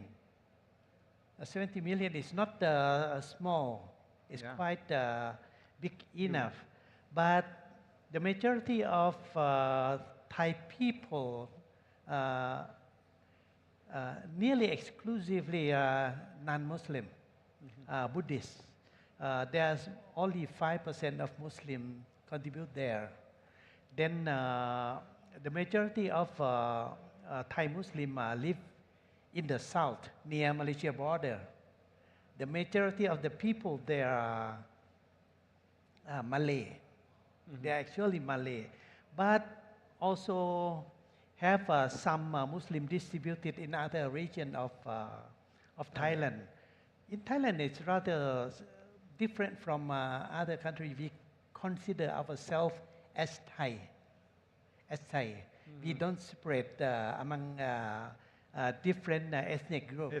We consider, even we are Malay, we consider we are Thai. Thai. Even we are Chinese, we are considered we are Thai. For example, myself, I have an ancestor from Indonesia and some from China, but I consider myself as Thai. This is rather special for my country. And as you may know that all consider my country as a non-Muslim country, but some people ask, like you, yourself ask, why Thailand finally established the first halal science institution ever in the world. This is, we never claimed that the halal science institution in Thailand as the first one ever. In the year 2006, I received an award from the Prime Minister of Malaysia. Then announced in that event, the event named World Halal Forum in Malaysia in the year 2006, and announced that this was the first halal site institution in the world. At that time, we established some science and technology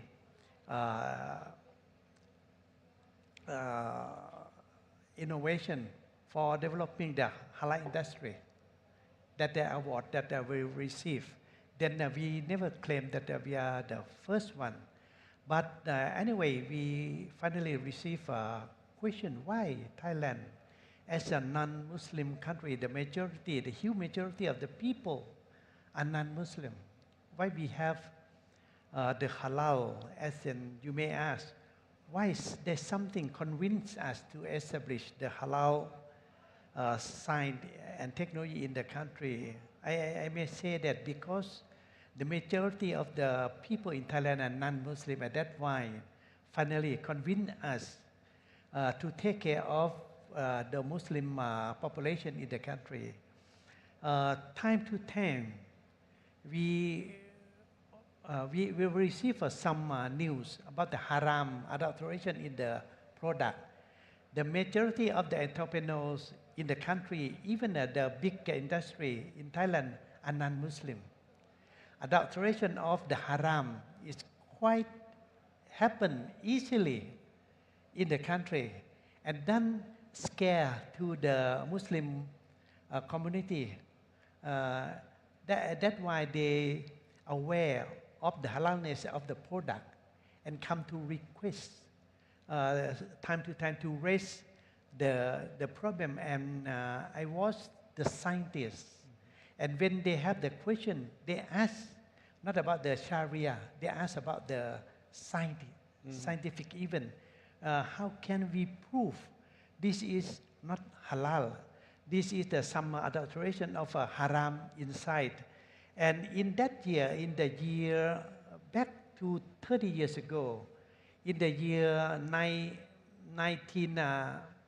2001, there was a big scandal of haram adulteration in Indonesia. It's about some taste enhancer. It contaminated with some kind of the ingredient. INS 631. INS 631 is, the number is, the name is not the name of the chemical, it's the name of the number. And make the consumer confused. And rather difficult for the Sharia people to explain. They need scientists to explain on that. Actually, they look halal for them.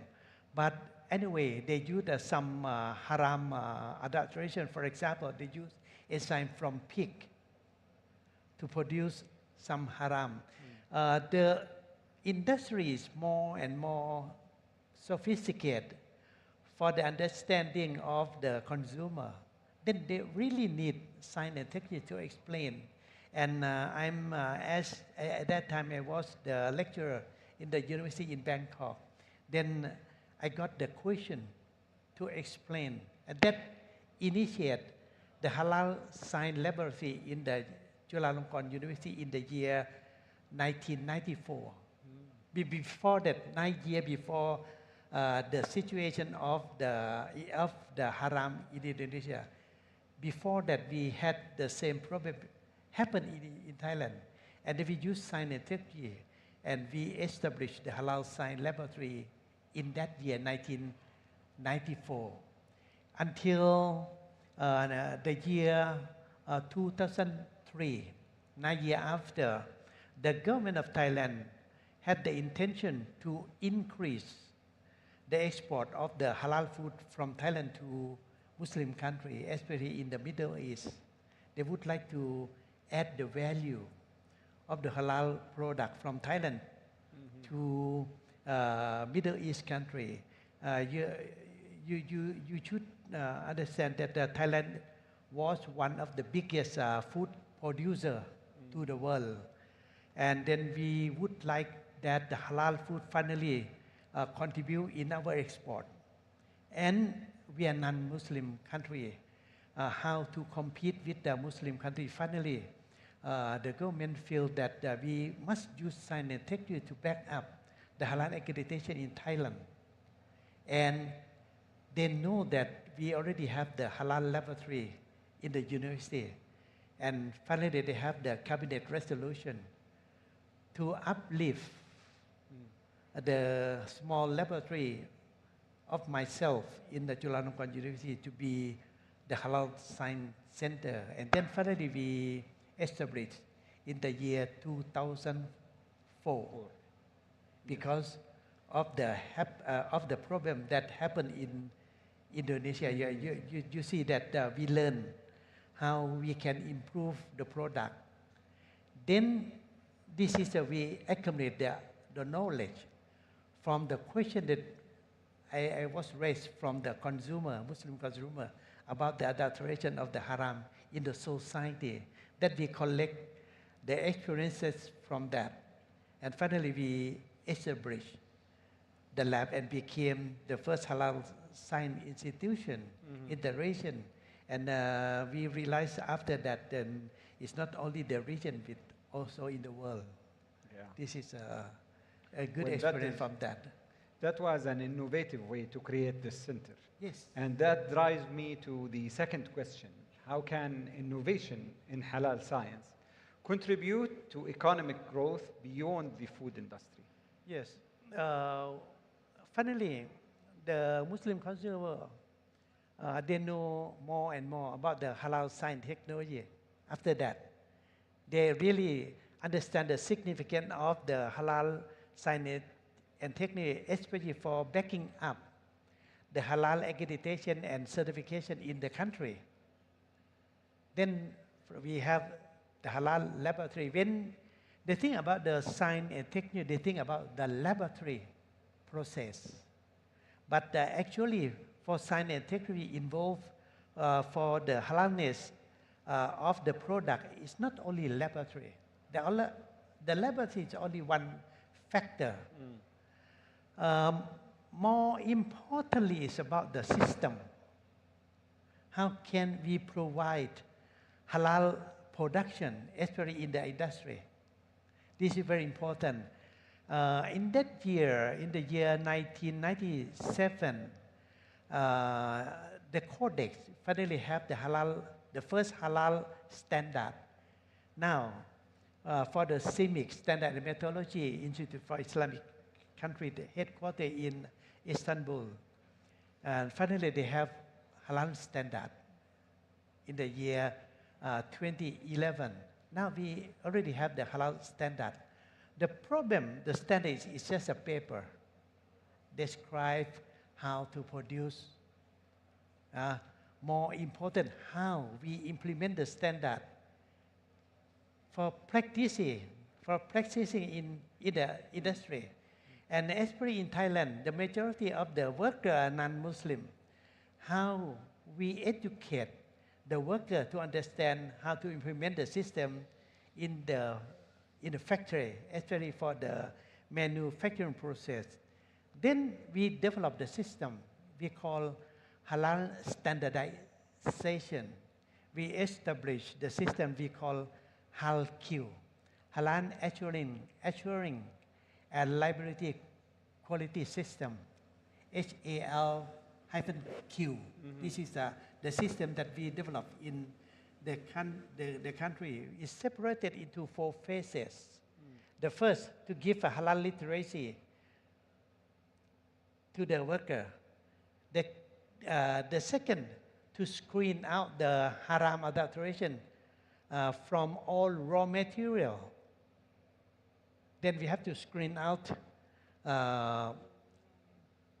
the raw materials to find the haram hidden in the raw material.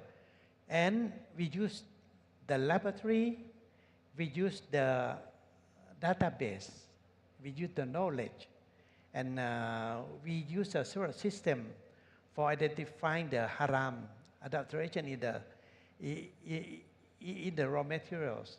And then we set up the system, halal accreditation system, in the factory.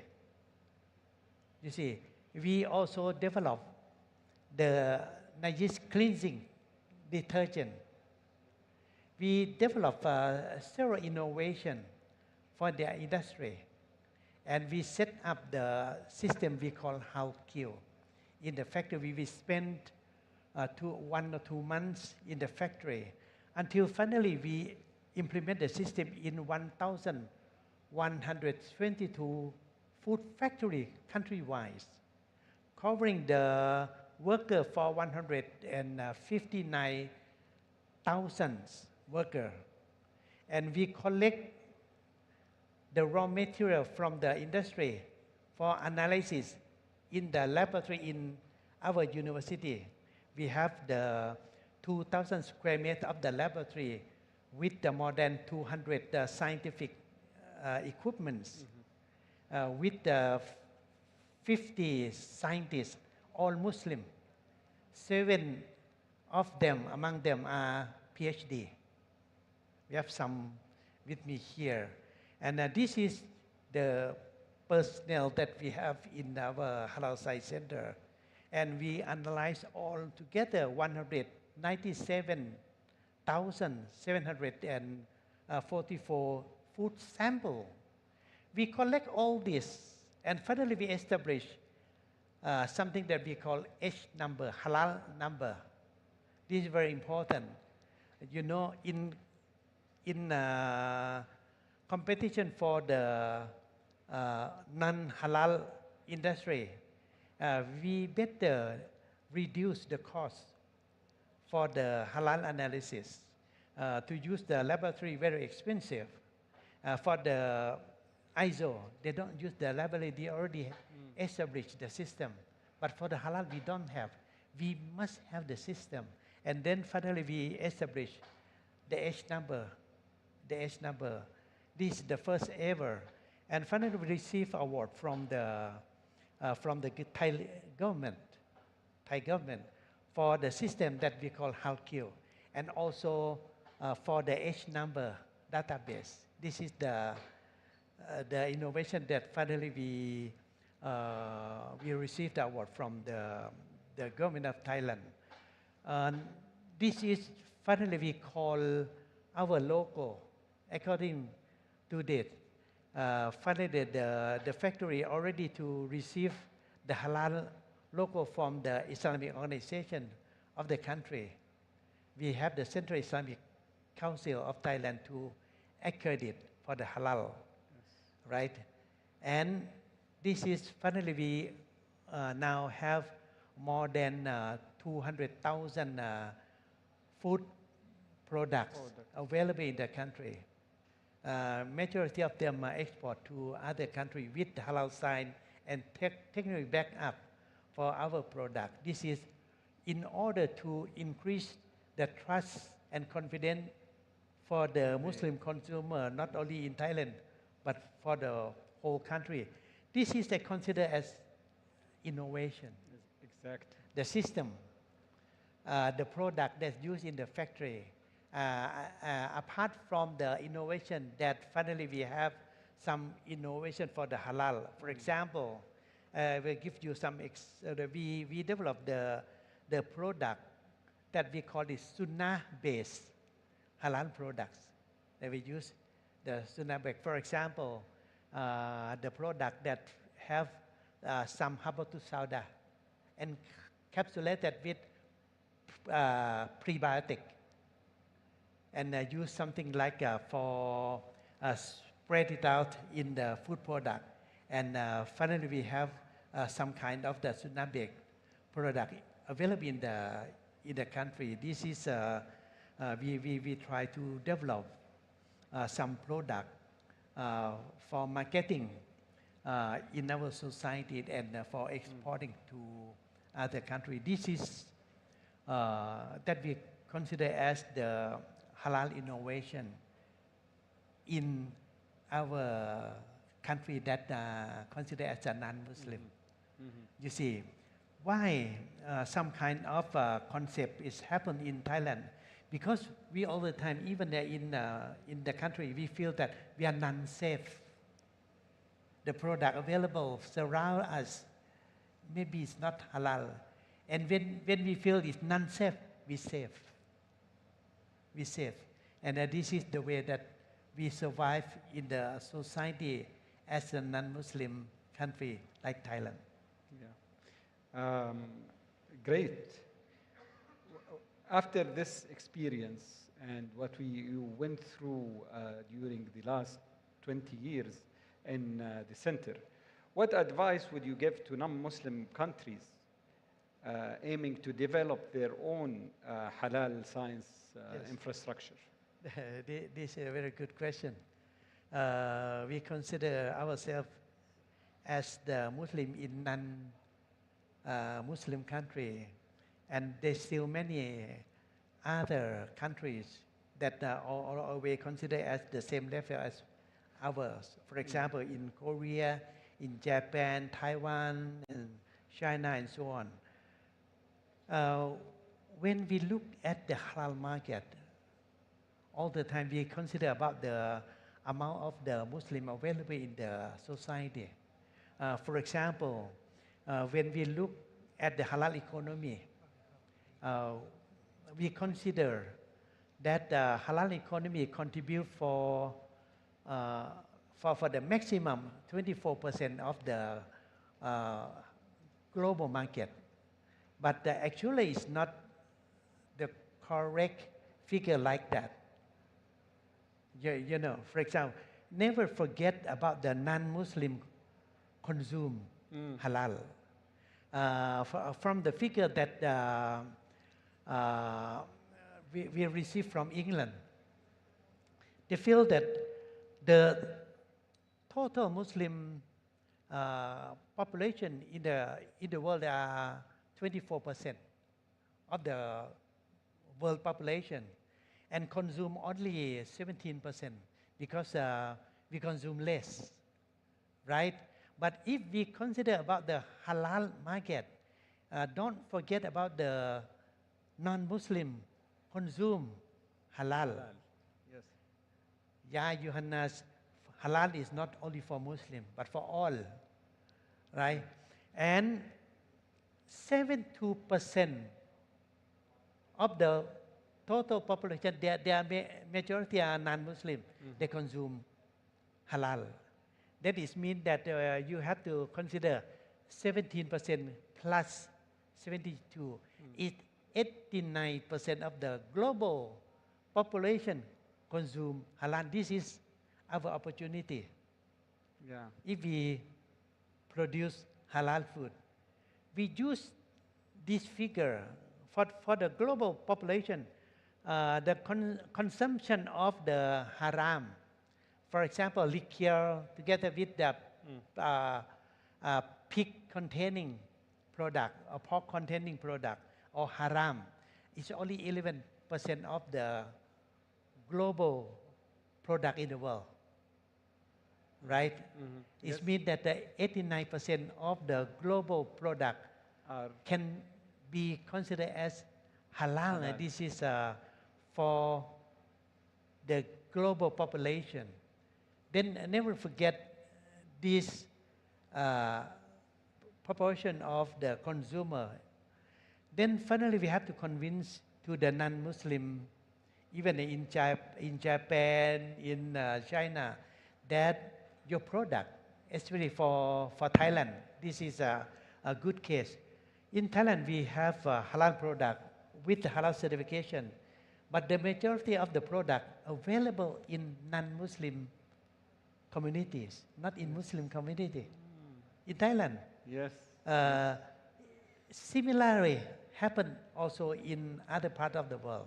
Yeah. It means that we better consider about the non-Muslim sector. This is halal product, good also for them. Yeah. This year we have to convince to the people in the non-Muslim country, the halal provide for them the very Value. good for the benefit. Yes. Actually, there is a lot of questions that I have in mind and I want to ask, but the time is going fast and we have another session. But to conclude, I want just to ask you to briefly answer us in a few minutes, less than 5 minutes. How can halal science contribute to sustainable development goals? Pardon? How can halal science Yeah. contribute to sustainable development goals? Oh, yeah. Thank you. You mean SDG, right? Yes, SDGs. Yeah, SDG. In brief, please, Sustainable because- Development Goal. Yes.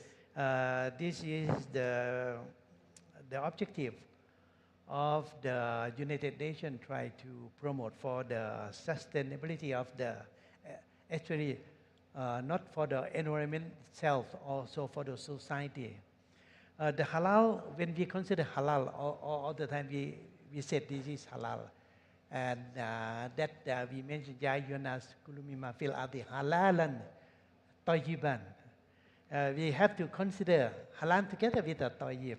It's not only halal, but must be good. Good.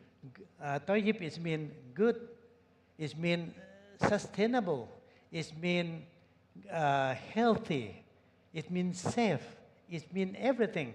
And then when we consider SDG, tayyib in the concept also contribute to the SDG itself. Then it means that it should be considered as the environmental sustainability, considered as the safety, can be considered as the economic benefit. Then can be considered as many aspects. Halal and tayyib is finally fit for the SDG goal of the United Nations. Then also in our class in the university, we mention this all the time, that when we consider about the 17 topic for the SDG, halal fit for individual aspect of the SDG. Yeah. Dr. Dahlan, we don't want to stop listening to you and getting from your knowledge, but the time is concerned. We explore in this interview the remarkable journey of HSCCU and Dr. Dahlan's vision in establishing the world's first Halal Science Institute. And we examine how halal science transcends the food industry, driving economic growth and contributing to sustainable development. Dr. Dahlan, thank you for your insights and sharing your experience, and hope to have an enjoyable attending this forum. Please welcome Dr. Dahlan once again, and we will move on to our next session. Thank you, Dr. Dahlan.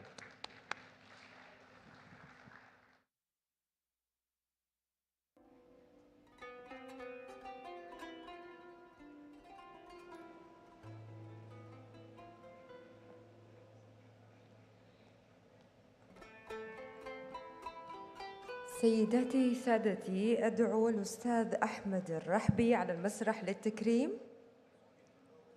المدير التنفيذي للعلاقات العامة والاتصال بمنافع. أهلا وسهلا.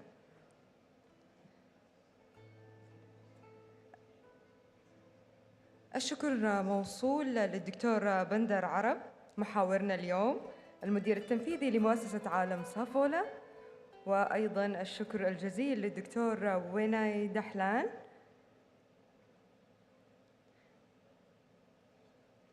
المدير المؤسس لمركز علوم الحلال. Thank you so much. حضورنا الكريم، دقائق ونعود لكم لاستكمال برنامج منتدى مكة للحلال.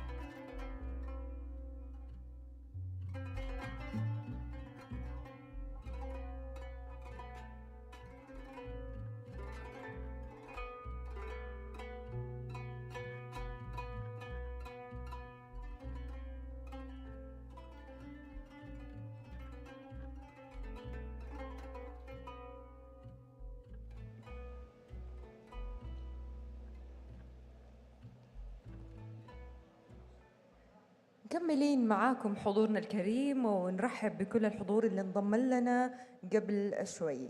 حنكمل إن شاء الله برنامج منتدى مكة للحلال في موسمه الثاني، وجلسة حوارية بعنوان جهود المملكة في تعزيز منظومة الحلال العالمية. هذه الجلسة إن شاء الله راح تتناول تعزيز التعاون بين الهيئات المعنية بالحلال في المملكة لدعم النمو الاقتصادي، ودعم الشراكات في المملكة لتطوير صناعة الحلال، وحماية الموارد الطبيعية لدعم الاستدامة. رحبوا معايا بمدير الجلسة الدكتور بندر عرب، المدير التنفيذي لمؤسسة عالم صافولة. وأكيد المتحدثين اليوم حيعرفنا بيهم الدكتور بندر عرب. Stage is yours. شكرا لك، واهلا وسهلا بكم مره اخرى في هذه الجلسه المحوريه ضمن فعاليات منتدى مكه للحلال. نلتقي اليوم لنستكشف معا جهود المملكه العربيه السعوديه في تعزيز منظومه الحلال العالميه، وهي جهود تتجاوز حدودنا لتشمل العالم الاسلامي باسره. ان موضوعنا اليوم جهود المملكه في تعزيز منظومه الحلال العالميه يكتسب اهميه متزايده في ظل التطورات الاقتصاديه والتجاريه التي يشهدها العالم. فالمملكة بصفتها قلب العالم الإسلامي تدرك تماماً مسؤوليتها في قيادة الجهود نحو بناء منظومة حلال عالمية موحدة وموثوقة. هذه المنظومة ليست مجرد إطار تنظيمي، بل ركيزة أساسية لتحقيق التنمية المستدامة والنمو الاقتصادي وتعزيز قيم الشفافية والجودة في جميع القطاعات.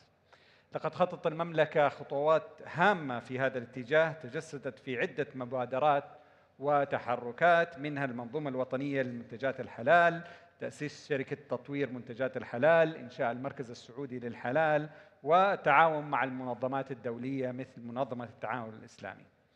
وتأتي هذه الجهود في إطار رؤية المملكة 2030 التي تهدف إلى تنويع مصادر الدخل وتعزيز القطاعات الغير النفطية وتحقيق التنمية المستدامة. يشرفني أن نقدم لكم نخبة من الخبراء والمتخصصين الذين سيشاركوننا رؤاهم وتجاربهم في هذا المجال. أرحب أولاً بالمهندس سعود بن راشد عسكر، نائب المحافظ للمطابقة والعمليات في الهيئة السعودية للمواصفات والمقاييس والجودة. المهندس سعود سوف يتحدث عن التعاون بين أصحاب الجهات المعنية في قطاع الحلال في المملكة العربية السعودية لتعزيز النمو الاقتصادي، وهو موضوع أساسي في بناء منظومة حلال متكاملة. سعادة الدكتور عادل القعيد، المدير التنفيذي للمركز السعودي للاعتماد. الدكتور القعيد سيسلط الضوء على جهود الحلال التعاونية في تعزيز البنية التحتية النوعية في المملكة العربية السعودية، وهو عنصر حاسم لضمان جودة وموثوقية المنتجات الحلال. أيضاً معي الأستاذ عبد العزيز الرشودي، الرئيس التنفيذي في المركز السعودي للحلال. الأستاذ الرشودي سيشاركنا رؤيته حول تعزيز الشراكات في المملكة العربية السعودية لتعزيز التآزر في صناعة الحلال، وهو ما يساهم في تحقيق التكامل والتفاعل في هذا القطاع. وأخيراً وليس آخراً السيد الأستاذ أمين السعدي، الرئيس التنفيذي للاستثمار في شركة تطوير المنتجات الحلال. الأستاذ أمين سيتحدث عن تطوير الشراكات لتسهيل التعاون مع الجهات المعنية الرئيسية في قطاع الحلال، وهو ما يعزز الابتكار والتنمية في هذا المجال. رحبوا معي بضيوفنا الكرام. أهلا ومرحبا بكم، وأبدأ معكم مع المهندس سعود. سأعطي المجال لكل منكم أن يتحدث عن الموضوع اللي محدد له، وسأسأل سؤالين بعد انتهاء حديث سعادتكم. نبدأ مع المهندس سعود بن راشد العسكر، تفضل. أهلا وسهلا. بسم الله الرحمن الرحيم، الحمد لله رب العالمين، والصلاة والسلام على أشرف الأنبياء والمرسلين سيدنا محمد وعلى آله وصحبه أجمعين. يشرفني ويعلو رأسي أن أكون معكم في هذا المنتدى الجميل وفي هذه الجلسة التي تضع النقاط على ما قامت به المملكة العربية من خلال دورها ومسؤوليتها المجتمعية للعالم الإسلامي، بأن يكون هناك منظومة موحدة يمكن الاعتراف بها على مستوى دول العالم. من خلال قبل ما أبدأ في موضوعي هذا شدني كلام الدكتور قبل في المحاضرة اللي قبلنا أن خدمة المسلمين ليس فقط في الدول الإسلامية. نحن يمكن مليار وزيادة، مليار ونص، ممكن أكثر من نصفهم في دولتين، في الصين والهند، وهي دول غير إسلامية ناهيك عن بعض الدول الأخرى. لذلك من المهم عندما أن نضع أو نؤسس منظومة يمكن قبولها على مستوى العالم أن تحكي بنفس اللغة التي يفهمها العالم. العالم سبقنا بأعوام عديدة وبنى منظمات دولية لها ارتباط بالمنتجات بشكل عام وليس بمنتجات الحلال فقط، مثل الايزو والايلاك كمنظومة اعتراف دولي في مجال الاعتماد، والاي اف. فبالتالي من المناسب ومن أجل أن يكون القبول عالمي وبشكل سريع أن نبني منظومتنا وتشريعاتنا ولوائحنا ومواصفاتنا وفق ما انتهى إليه الآخرون. نحن كمسلمين لا بد أن لا نشير إلى أننا مختلفين. نحن قبل أن نكون مسلمين إنسانيين بني آدم ينطبق علينا ما ينطبق عليهم، لكن يوجد لدينا شروط شرعها الله سبحانه وتعالى وفقا لتشريعات محددة نضيفها إلى التشريعات التي وضعها الإنسانية قبلنا، فبالتالي يكون القبول أكثر وأسرع، وبالتالي نساعد على تطوير منتجاتنا وتسهيل التبادل التجاري بيننا كعالم إسلامي، وتبادل التجاري بيننا وبين الدول العالمية التي تخدم المسلمين في منظوماتها. هذا المنطلق أدى إلى أن تكون المملكة العربية السعودية كعضو في منظمة التعاون الإسلامي الOIC، وكعضو في منظمة المعهد الإسلامي للمواصفات SMIC، أن تقوم بوضع عدد من المقترحات والتوصيات لبناء منظومة يمكن قبولها على المستوى العالمي، ليس فقط على مستوى الدول الإسلامية بل في جميع الدول التي يكون فيها عنصر المسلمين مؤثرا ويكون خدمته أساس بالنسبة لنا. بدأنا في هذه المنظومة أن نقول أن يجب أن يكون هناك مواصفات وتشريعات للمنتجات، فلا يمكن أن نبني مواصفة مستقلة لمنتج على سبيل المثال اللحم المصنع بدون ما نبني وفقا للمواصفات التي سبقت للحوم المصنعة غير الحلال، لكن نضيف متطلباتنا الحلال التي شرعها الإسلام. كذلك انطلقت منظومتنا المقترحة أن نعيد أن منظومة حلال ليس منظومة تشريعية، هي منظومة فنية وليست شرعية أو تنطلق من الفتاوى. مهمتنا نحول الفتاوى إلى تشريعات فنية تنعكس في المواصفات القياسية فيفهمها المصنع، يفهمها المنتج، يفهمها البائع، يفهمها التاجر. إذا لم نحول الفتوى بشكل فني يمكن قبوله ويمكن اختباره ويمكن التحقق منه والتحقق من كفاءته لا يمكن أن نطبق هذه المنتجات. فانطلقت منهجيتنا في تعديل المفهوم على مدى سنوات كبيرة أن الحلال هو منهج ديني، لا هو منهج فني منطلق من فتاوى دينية. فبدأنا في بناء تشريعاتنا ولوائحنا مع منظمة المعهد الإسلامي ليكون هذا هو الانطلاق الأساسي للمواصفات القياسية الإسلامية والتشريعات. بعدها يكون انطلاق الجهات تقويم المطابقة ببناء خبراتها بناء على ذلك. لذلك كان الهدف ومن أهم أهداف المنظومة التي اقترحتها المملكة والتي انطلقت من رؤيتها 2030 الرؤية المباركة أن تكون صناعة الحلال هي أهمية قصوى ومعتقد لجميع المسلمين. والآن ينظر أغلب غير المسلمين ينظر إلى المنتجات الحلال إنها منتجات جيدة ليس فقط إنها حلال، فبالتالي وجود شعار حلال هو يدل على أنه منتج طيب وجيد. الدور الريادي لنا كعمق إسلامي وعربي وتواجدنا في متوسط القارات.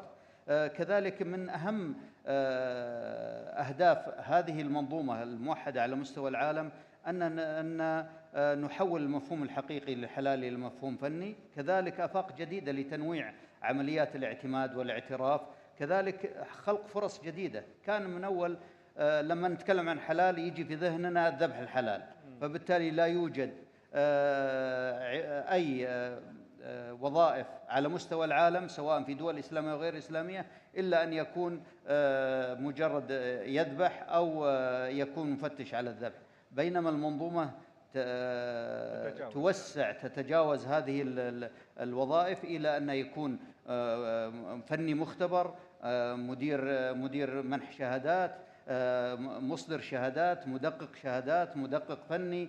هذه الوظائف بدأت تظهر من خلال هذه المنظومة الجديدة. كذلك التدريب تطور إلى أن يكون بشكل أكبر للتعريف والتوعية بالمصانع غير المسلمة أو غير المنتجة للحلال، لأنها تتعرف على مواصفاتنا الحلال وبالتالي بناء منظوماتها أو منتجاتها وفقا لتشريع. ننطلق ابتداء من منظومتنا إلى أن يكون هناك صناعة حلال وفقا لتشريعات، نعطي مواصفات لجميع جهات منح الشهادات لتعمل وفقا للتشريع الحلال. جهات الاعتماد تنطلق سواء الوطنية بمركز الاعتماد السعودي أن يكون يعمل وفقا لمواصفات معتمدة على مستوى العالم، وبالتالي جميع أجهزة الاعتماد تعمل وفقا لمواصفة موحدة. يكون هناك اعتراف ومنتدى الاعتراف، والحمد لله انطلق منتدى الإسلامي لجهات اعتماد الحلال إفهاب، والتي تستضيفه المملكة العربية السعودية بكل فخر. من خلال هذه المنظومة صدر المرسوم الملكي أو قرار مجلس الوزراء رقم 100 بتوزيع المهام في هذه المنظومة على المستوى الوطني، ونريد أن نعكسها من خلال ريادتنا في المملكة على جميع الدول الأعضاء في منظمة المؤتمر الإسلامي، ليكون هناك الاعتراف سهلا ومسهلا للتبادل التجاري. نقوم في هيئة المواصفات بعملية القبول والإجراء الفني 99%. يقوم مركز حلال بعملية التعيين، ومن ثم التفتيش والرقابة على جهات منح الشهادات في حالة وجود أي خلل أو وفقا للهورستيكال أو التاريخ الفني لهذه الجهات يقوم بالرقابة عليها. جهاز الاعتماد كجزء من عملية القبول لدينا يقوم بالتأكد من الكفاءة الفنية والمهنية لجهة منح الحلال لتحصل على عملية التعيين. كل هذه المنظومة تنطلق في منظومة بسهلة. قد يتبادر إلى جهة منح الشهادات أن نقدم على 4 جهات، لا، هي تقديم من جهة. هي تنطلق من خلال هيئة المواصفات. هيئة المواصفات تتعاون مع مركز الاعتماد لإنهاء عملية الاعتماد، ثم يرسل الملف كاملا فنيا إلى مركز الحلال ليقوم بالرقابة على هذه الجهات. ينقصنا في هذا القاعة هيئة الغذاء والدواء، فهي الجهة الرقابية على السوق الوطني، فتتابع المنتجات وهل العلامة أو الشعار الحلال الموجود هل هو صدر وفق من جهة مقبولة أو معينة من مركز الحلال أم لا، وبالتالي تعيد الفيدباك لنا ك3 جهات لإعادة تعريف الملف والتدقيق عليه. هذه المنظومة باختصار فيها تشريع، فيها تطوير، فيها رقابة، فيها تطبيق، فيها جودة وضمان الجودة في كل سلسلة الإمداد التي تنطلق منها المنتج من المصنع إلى أن يصل إلى الرف للمستهلك. ممتاز. هذا باختصار بسيط. ممتاز، شكرا لك مهندس سعود. الآن ننتقل للدكتور عادل القعيدة، المدير التنفيذي للمركز السعودي للاعتماد. يمكن المهندس سعود اختصر المنظومة واختصر كيف تسير الأمور بين ال3 جهات، ولكن نبغى نعرف أكثر كيف تسير الأمور عندكم لما تصلكم. طيب، بسم الله والصلاة والسلام على رسول الله. السلام عليكم ورحمة الله وبركاته جميعا، وأسعد الله مساكم بكل خير. نود في البداية أن نشكر القائمين على هذا المنتدى، فعلا يعد يعني منصة عالمية لجمع المهتمين والمستثمرين والمختصين في مجال الحلال في مكان واحد، في هذا المكان المبارك، لمناقشة وطرح أمور تهم العالم الإسلامي وغير العالم الإسلامي. كما ذكرت يمكن المهندس سعود يعني أعطانا جرعة كافية عن منظومة الوطنية للحلال المملكة العربية السعودية، لكن ودي أوضح أن منظومة الحلال الوطنية لابد أن تفهم في سياق البنية التحتية للجودة في المملكة العربية السعودية، لأن لا يمكن أن تقفز المنظومة بدون ما ننظر البنية التحتية بشكل عام في المملكة. الحمد لله المملكة العربية السعودية تشهد البنية التحتية لجودة، نمو وازدهار مضطردين خلال السنوات الماضية، ونقصد فيها يعني أولاً البنية التشريعية والجهات الرقابية، ثم يأتي منظومة فنية مهمة تتمثل في يعني 4 أعمدة رئيسية، هي المواصفات، وثم جهات تقويم المطابقة وهي الجهات منح الشهادات والمختبرات، وجهات التفتيش، ثم جهاز الاعتماد يتأكد من الكفاءة الفنية والحيادية لجهات تقويم المطابقة، ثم يليها المعايرة والقياس كجزء مهم جدا. المملكة العربية السعودية في هذه كبنية تحتية، وهذا يعتبر إطار عالمي من خلال البنك الدولي. المملكة حققت قفزة استثنائية في ترتيبها في المؤشر الدولي للبنية التحتية للجودة للتنمية والسلامة التابع لمنظمة أو هيئة الأمم المتحدة للتنمية الصناعية، حيث قفز ترتيبها من 45 في عام 2020 إلى 20 على العالم. وهذا يؤكد نضج البنية التحتية للجودة المملكة، يؤكد المكانة البارزة للمنتجات داخل المملكة، يؤكد على سلامة المنتجات في المملكة العربية السعودية، يؤكد على جودة الصناعة في المملكة العربية السعودية. عندما نأخذ هذه الممكنات وهي تحت مظلة مؤشر عالمي، يعطيك يعني دلالة ومؤشر أن إضافة لاير أو طبقة من منتجات الحلال داخل هذه المنظومة حيعزز مكانة المملكة بشكل كبير. يعني لو فقط نظرنا إلى مثلا حجم مثلا صادرات المملكة في مجال الغذاء، يمكن في عام 2023 كانت تشكل 20 مليار.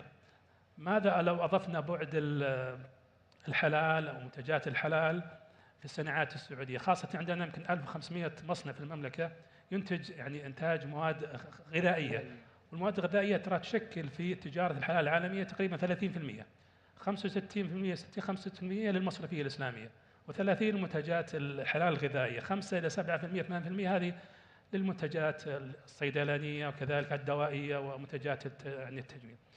فعندنا يعني ميز نسبية ومكنات كبيرة جدا في المملكة العربية السعودية، يأتي من ضمنها يعني استراتيجية الصناعة واستراتيجية الخدمات اللوجستية، لأن ليست فقط هي منتج أو ينتج في مصنع، إنما هي تعبئة وتوزيع ووصول سريع، وكما ذكر مكانة المملكة المعنوية في وجود الحرمين الشريفين يعطي مصداقية وموثوقية أكثر لمنتجات الحلال التي تصدر عن المملكة العربية السعودية، وهي تستهدف السوق الخارجي وليس السوق الداخلي، لأنها من مسلمات لدى المستهلك السعودي كل منتجات في المملكة العربية السعودية هي منتجات يعني حلال. لذا أتى على يعني على عاتق هذا الجانب الوطني، الجانب لابد كذلك ننظر الجانب الدولي في تنظيم البنية التحتية للجودة العالمية. وهنا يأتي مسارين، المسار الأول هو نحن نتبع منظومة دولية، كما نعمل في البنية التحتية للجودة من خلال في ايزو المواصفات كجهة دولية، للايلاك المنتدى الدولي المنظمة الدولي لاعتماد المختبرات، أو المنتدى الدولي لاعتماد للاعتراف الدولي في أجهزة الاعتماد الوطنية. يأتي منظومة إسلامية مقاربة لها اللي هي البنية التحتية العالمية لجودة الحلال، وهذه تبنتها منظمة التعاون الإسلامي، وبالتالي أصبحنا شبيه بما هو موجود على المستوى العالمي. معهد مواصفات وتقييس الدول الإسلامي يتولى إصدار المواصفات، المنتدى الإسلامي لجهات اعتماد الحال يتولى عملية الاعتراف الدولي بجهات الاعتماد الوطنية. نبغى نشوف كل مركز أو كل جهاز وطني للاعتماد في جميع دول منظمة التعاون الإسلامي عندما يمنح شهادة الاعتماد نبغى يتأكد يطبق نفس الاشتراطات ونفس المتطلبات، عشان نضمن أن الشهادة المعتمدة عند منحة جهات المنح هي تطبق مواصفة دولية إسلامية معترف فيها. ونحن في المركز السعودي للاعتماد تبنينا يعني مسار الحلال، عندنا طلبات كثيرة لجهات لمنح الاعتماد لجهات يعني خارج المملكة العربية السعودية لتخدم يعني المسلمين في جميع أنحاء العالم. نحن نطبق حاليا المواصفة الخاصة بالجي اس او الخليجية 2055، ونحن ناويين مستقبلا كذلك تبني المواصفة تابع سميك المعهد الإسلامي للمواصفات دول العالم الإسلامي في مجال كذلك الحلال، حتى نكون يعني مركز يعني عالمي يحل قضية وإشكالية مهمة جدا. لا يمكن أن يكون هناك اقتصاد وصناعة حلال عالمية بدون أن يكون هناك توحيد للمواصفات. يعني تجد دول تتبنى زي ماليزيا واندونيسيا وسنغافورة وتايلاند، كل واحدة لها مواصفات خاصة. في دول الخليج لنا مواصفات، في سميك الآن تبنى مواصفات. نبغى تكون مواصفات موحدة، واللي بيساهم في توحيدها وجود منتدى إسلامي لجهات اعتماد الحلال، هو اللي يضمن تبني مواصفة واحدة توحد المسلمين، حتى نضمن تكون علامة حلال علامة واحدة في جميع دول العالم وتكسب مصداقية وموثوقية لدى المستهلك.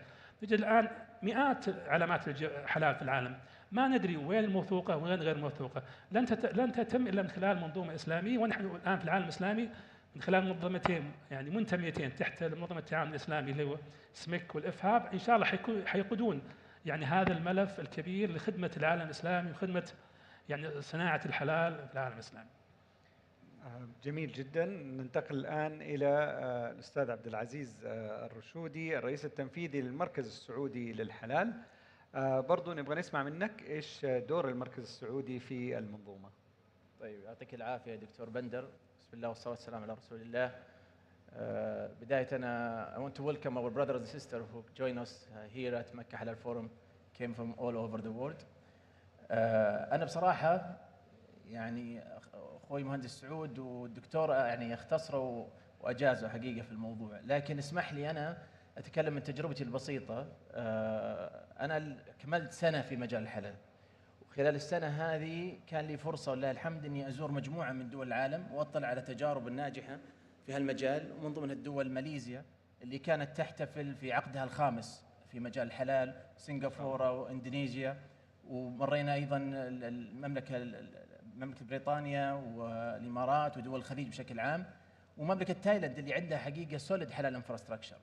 لكن حقيقة أنه هذه التجارب الناجحة اللي على مستوى وطني يعني لم تؤثر حقيقة على التجارة عبر الحدود.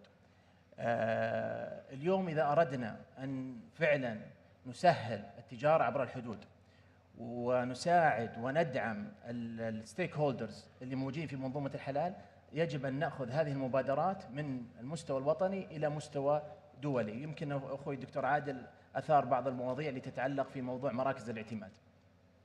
اليوم لو بعطي بس مثال وأكون شوي جريء عليه، اليوم جهات المطابقة على أساس تبدأ ممارسة العمل التجاري يعني نايت مير حقيقة، يعني يحتاجون يحصلون على مجموعة من الاعتمادات من مجموعة من المراكز، يحتاجون أن يدربون موظفينهم على مجموعة من المواصفات المختلفة مثل ما ذكر أخوي دكتور عادل سابقا.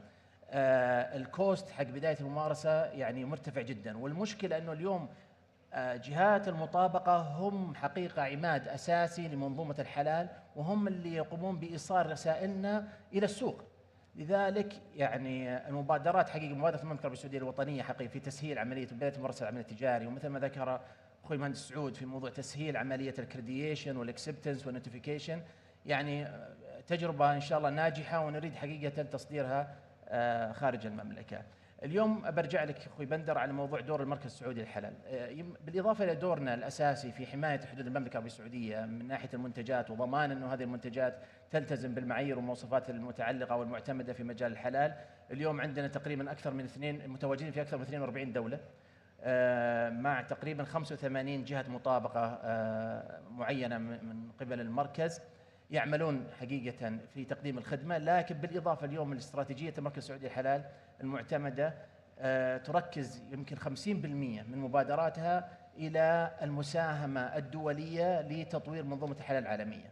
وممكن حقيقة يمكن يكون فيه في الحوار اليوم متسع من الوقت أننا نشارك في بعض المبادرات واللي حقيقة يمكن اليوم سيتم إطلاق جزء منها إن شاء الله في هالمؤتمر إن شاء الله تعالى. طيب ننتهي بالقطاع الخاص. الرئيس التنفيذي الأستاذ أمين السعدي، الرئيس التنفيذي للاستثمار في شركة تطوير المنتجات الحلال. هي شركة قطاع خاص ولكن تملكها الحكومة يمكن بالكامل، ولكن لها دور أيضا، وعندك الفرصة الآن لتعرفنا عليها، وأيضا الجهات التشريعية موجودة هنا والمشرفة على القطاع أيضا نتناقش معهم إذا في أي issues ممكن نتكلم فيها. بسم الله والصلاة والسلام على رسول الله. بداية برحب بالجمهور الكريم وشكرا للاستضافة. ودكتور برضو ودي أشكركم على أن تكون كلمتي الأخيرة بعد أصحاب السعادة، سهلوا علي كثير ووضحوا الصورة بشكل كامل. يعني الأمور التشريعية والتنظيمية وأهمية المملكة في بناء وتطوير منظومة الحلال تم تغطيتها بشكل كافي ووافي، ولكن ممكن فيما يخص القطاع الخاص ممكن نتكلم بشكل سريع عن الشراكات الاستراتيجية. ووجهة نظرنا أنه الشراكات الاستراتيجية لا تقل أهمية عن منظومة الحلال بشكل عام وعناصرها، سواء من جهات تنظيمية ورقابية أو من جهات المنتجين والموردين. ممكن نشوف أهمية الشراكات الاستراتيجية على 3 مستويات. المستوى الأول هو على مستوى المنظومة نفسها. طبعا إذا شفنا المنظومة كإطار وهي تحتوي على عناصر مختلفة، سواء جهات تشريعية، تنظيمية، موردين، سلاسل إمداد، هذه الشراكات الاستراتيجية هي عبارة عن الروابط بين هذه العناصر اللي تساعد على تبادل المعرفة ونقل الخبرات، بالإضافة إلى التأكد من عمل المنظومة بشكل فعال. أما على المستوى الدولي وهو المستوى الثاني، مثل ما تفضل الدكتور سعود، الآن صناعة الحلال هي ليس حكر على المسلمين، لا سواء من ناحية إنتاج ولا من ناحية استهلاك. لذلك الشراكات الاستراتيجية جدا مهمة للتأكد من وجود منتجات متطابقة لمتطلبات الحلال في الدول الإسلامية المختلفة، بالإضافة إلى تمكين المنتجين في الدول الإسلامية للمنافسة والتصدير إلى جميع أنحاء العالم. والمستوى الثالث هو بالنسبة لشركة تطوير منتجات الحلال هو الأهم، اللي هو على مستوى المملكة العربية السعودية. انطلاقا من استراتيجية المملكة ورؤية 2030 بأن تكون المملكة العربية السعودية واحدة من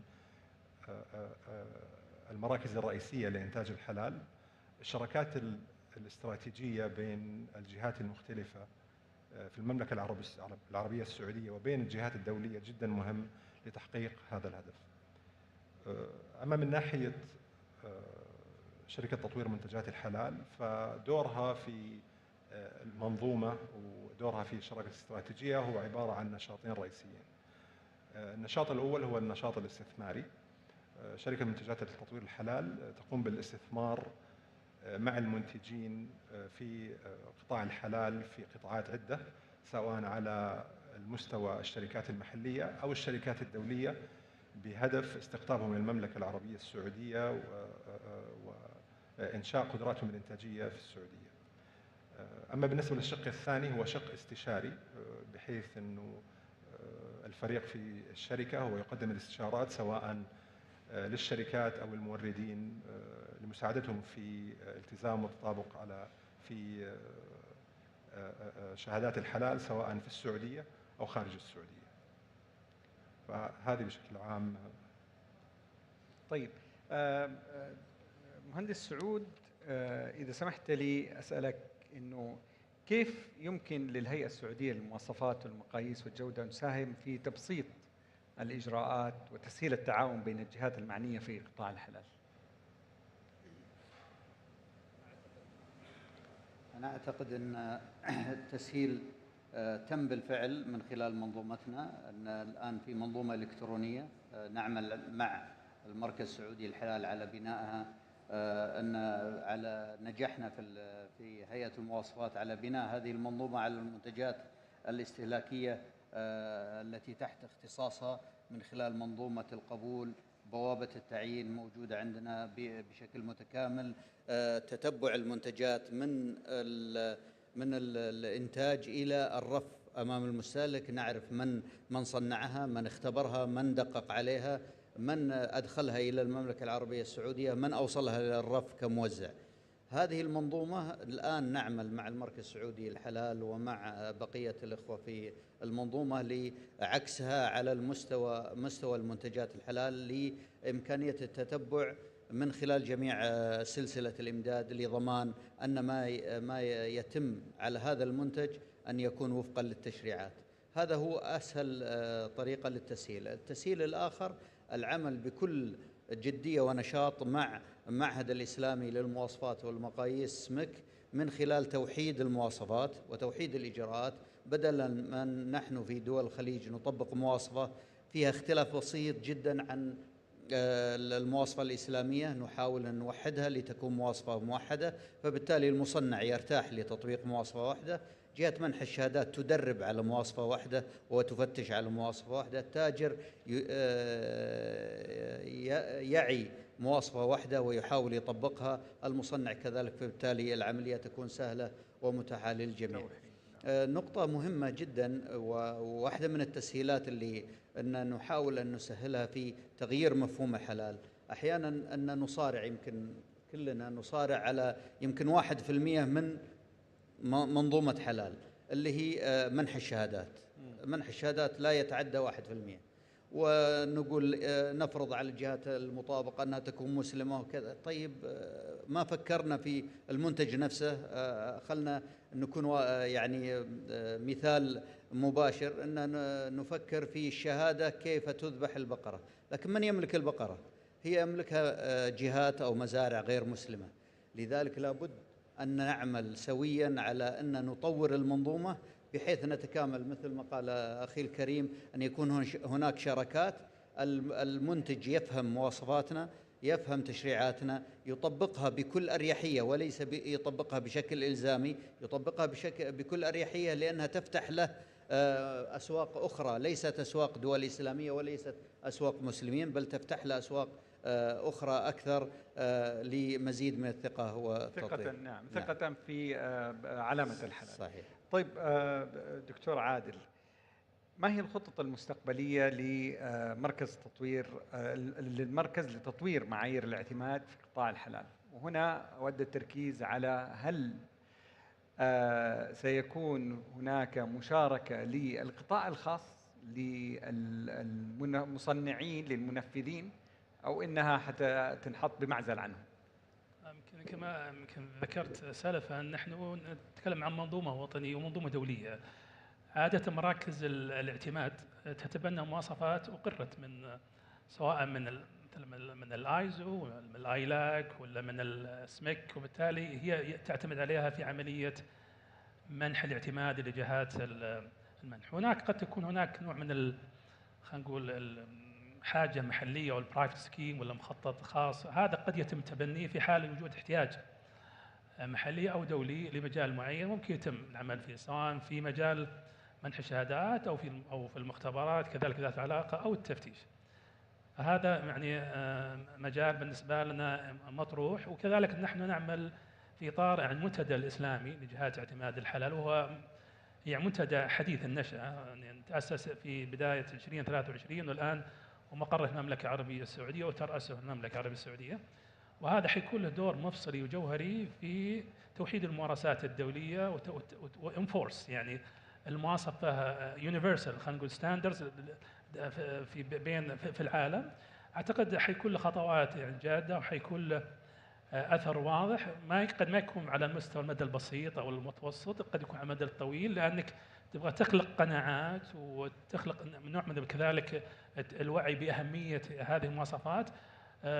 في دول حيكون مسارعين للتبني، في دول قد تاخروا شوي، لكنها حتحقق مكتسبات كبيره للعالم الاسلامي. حيكون العالم الاسلامي له تموضع قوي جدا في منتجات الحلال. يعني الواقع يقول ان اكثر الدول المصدره للمنتجات الحلال، اكثر 5 دول ليست دول اسلاميه، يعني زي البرازيل وامريكا وكندا واستراليا وروسيا، هذه ليست، والهند كذلك ليست دول اسلاميه. استفادت من الميزه. كيف نستطيع ان يكون هناك دول اسلاميه تستطيع ان يكون لها حجم مؤثر في اقتصاد ومنتجات الحلال عالميا، وباذن الله نطلع يكون المملكه العربيه السعوديه من خلال الممكنات التي لدينا واستراتيجياتنا الوطنيه في مجال الصناعه، يكون لاعب رئيسي في تصدير منتجات الحلال على العالم. واكيد الجانب الفني والتكامل بين خدمات الاعتماد والمواصفات حيكون محفز ومحرك لهذه الصناعه الوطنيه داخل المملكه وخارجها باذن الله. طيب أستاذ عبد العزيز، كيف يمكن للمركز السعودي للحلال أن يساهم في تذليل العقبات التي تواجه الشركات الصغيرة والمتوسطة؟ لازم نعطيهم حقهم ونتحدث عنهم في الحصول على هذه الشهادات، شهادات الحلال. اليوم يعني لو تشوف دورة حياة الحصول على الشهادة والفاليو تشين، فيها يمكن ذكرت قبل شوي فيها كثير من التكاليف. يعني اليوم اذا الناس اللي بيلعبون او يقدمون خدماتهم في الفاليو تشين تكلفوا في بدايه ممارسه العمل، بالاخير حتطلع المنتج النهائي مكلف. لذلك اليوم نسعى حقيقه في المركز لعمليه تطوير الإجراءات وإعادة هندستها والاعتماد على التقنية والذكاء الاصطناعي في تيسير الإجراءات وتخفيف تكلفتها اللي بالأخير تؤثر على التكلفة النهائية للمستفيد. بالإضافة إلى عندنا برامج وطنية حقيقة دعم من برنامج تنمية الصادرات وبرامج أخرى حقيقة في المملكة لدعم المنشآت الصغيرة والمتوسطة في موضوع الحصول على الشهادات وشعار حلال. هذه برضو يعني من مبادرة وطنية. هذه باختصار حقيقة اللي نسعى من خلالها لتقديم خدماتنا بتكلفة مناسبة للمنشآت الصغيرة والمتوسطة. نعم. أستاذ أمين، هل تسعى الشركة لاستقطاب استثمارات خارجية في المملكة في مجال الحلال؟ ما في شك دكتور، هذا من أهدافنا الأساسية في الشركة. طبعا هدف أساسي هو تمويل ودعم الشركات المحلية بهدف تمكينها من المنافسة سواء على المستوى المحلي أو الدولي. بالإضافة إلى ذلك مثل ما تفضل الزملاء، القدرات الإنتاجية عالميا جدا قوية، وواحدة من أهدافنا الرئيسية هي استقطاب هذه الإمكانيات. ولهذا السبب دائما استثماراتنا تكون داخل السعودية. دائما نحاول أن نوجد شراكات بيننا وبين الشركات الدولية بهدف استقطابها وفتح قدراتهم الإنتاجية وشركاتهم في المملكة العربية السعودية. ممكن في مثالين الحمد لله تم استثمارين تم إغلاقهم، ممكن نعطيهم كمثال على هذه الجهود. الاستثمار الأول هو عبارة عن جوينت فينشر بين شركة تطوير منتجات الحلال وشركة BRF، وهي من أكبر الشركات المنتجة للغذاء سواء على مستوى الدواجن أو اللحوم في العالم. تهدف هذه الشراكة أن تصبح الشركة في السعودية هي المركز الأساسي لإنتاج الحلال لشركة BRF عالميا. الاستثمار الثاني اللي تم إقفاله بحمد الله في عام 2024 هو مع شركة اسمها بليف. هي شركة كانت مقرها الرئيسي في سنغافورة. تم الاستثمار معهم أيضا بشكل مباشر وتم استقطاب الشركة إلى المملكة العربية السعودية. الشركة تعمل في مجال مستحضرات التجميل والبيرسونال كير الحلال. الآن حنا الحمد لله في صدد إنشاء فاسيليتي أو مصنع في المملكة العربية السعودية في المنطقة الغربية بهدف إنتاج منتجاتهم أو البراند للشركة بليف، بالإضافة إلى وجود طاقة إنتاجية للشركات الصغيرة والمتوسطة في المملكة العربية السعودية بهدف مساعدتهم في إنتاج المنتجات الحلال ذات الجودة العالية. الوقت الحقيقة داهمنا، والحقيقة يعني تعرفنا على جهود المملكة في تعزيز وتطوير منظومة الحلال العالمية والمحلية، وهذه جهود لا يمكن إخفائها من خلال المراكز اللي حضراتكم جايين منها والشركات اللي جايين منها. وبهذا نختم جلستنا هذه. أرجو من السادة الحضور إعطاء تحية كبيرة للبانلست معنا، ونشكركم لاستماعكم ونتمنى لكم يوم ممتع أيضا في الجلسات القادمة. شكرا لكم.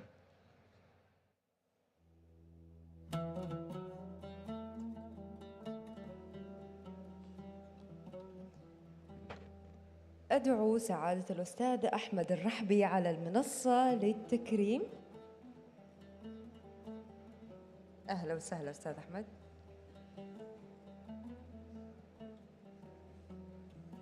الجلسة الحوارية اللي كانت بعنوان جهود المملكة في تعزيز منظومة الحلال العالمية، يشكر جميع متحدثيها الكرام، والشكر الجزيل لسعادة المهندس سعود العسكر نائب محافظ الهيئة السعودية للمواصفات والمقاييس والجودة، وسعادة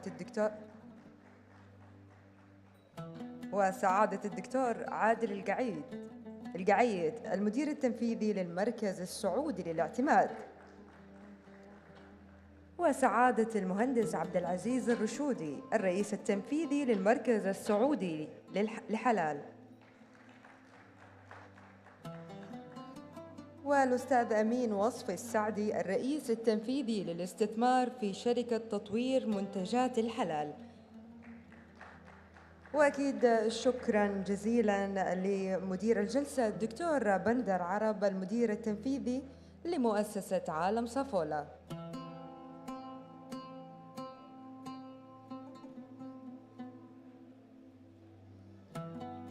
طبعا أكيد حضورنا الكريم راح نستكمل برنامجنا لمنتدى مكة للحلال في نسخته الثانية، لكن بعد بريك صلاة العصر إن شاء الله اللي راح يستمر لمدة 15 دقيقة. Estimated guest, we will now take 15 minutes break for pray. See you soon.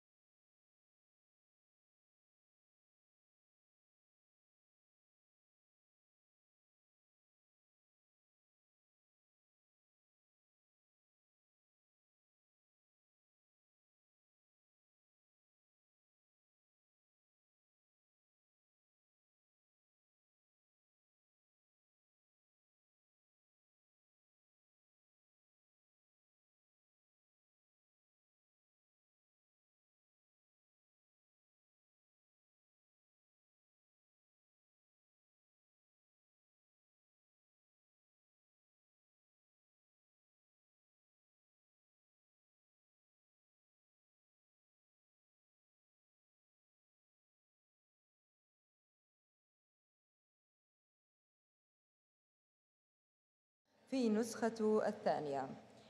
والآن سيداتي سادتي مع مبادرة مدن، والكلمة التي يلقيها المهندس محمد شريان مدير عام المنطقة الغربية للهيئة السعودية للمدن الصناعية ومناطق التقنية مدن، بعنوان صناعة الأغذية في مدن.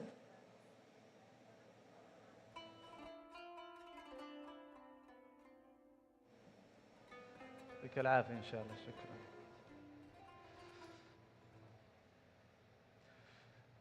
السلام عليكم ورحمة الله.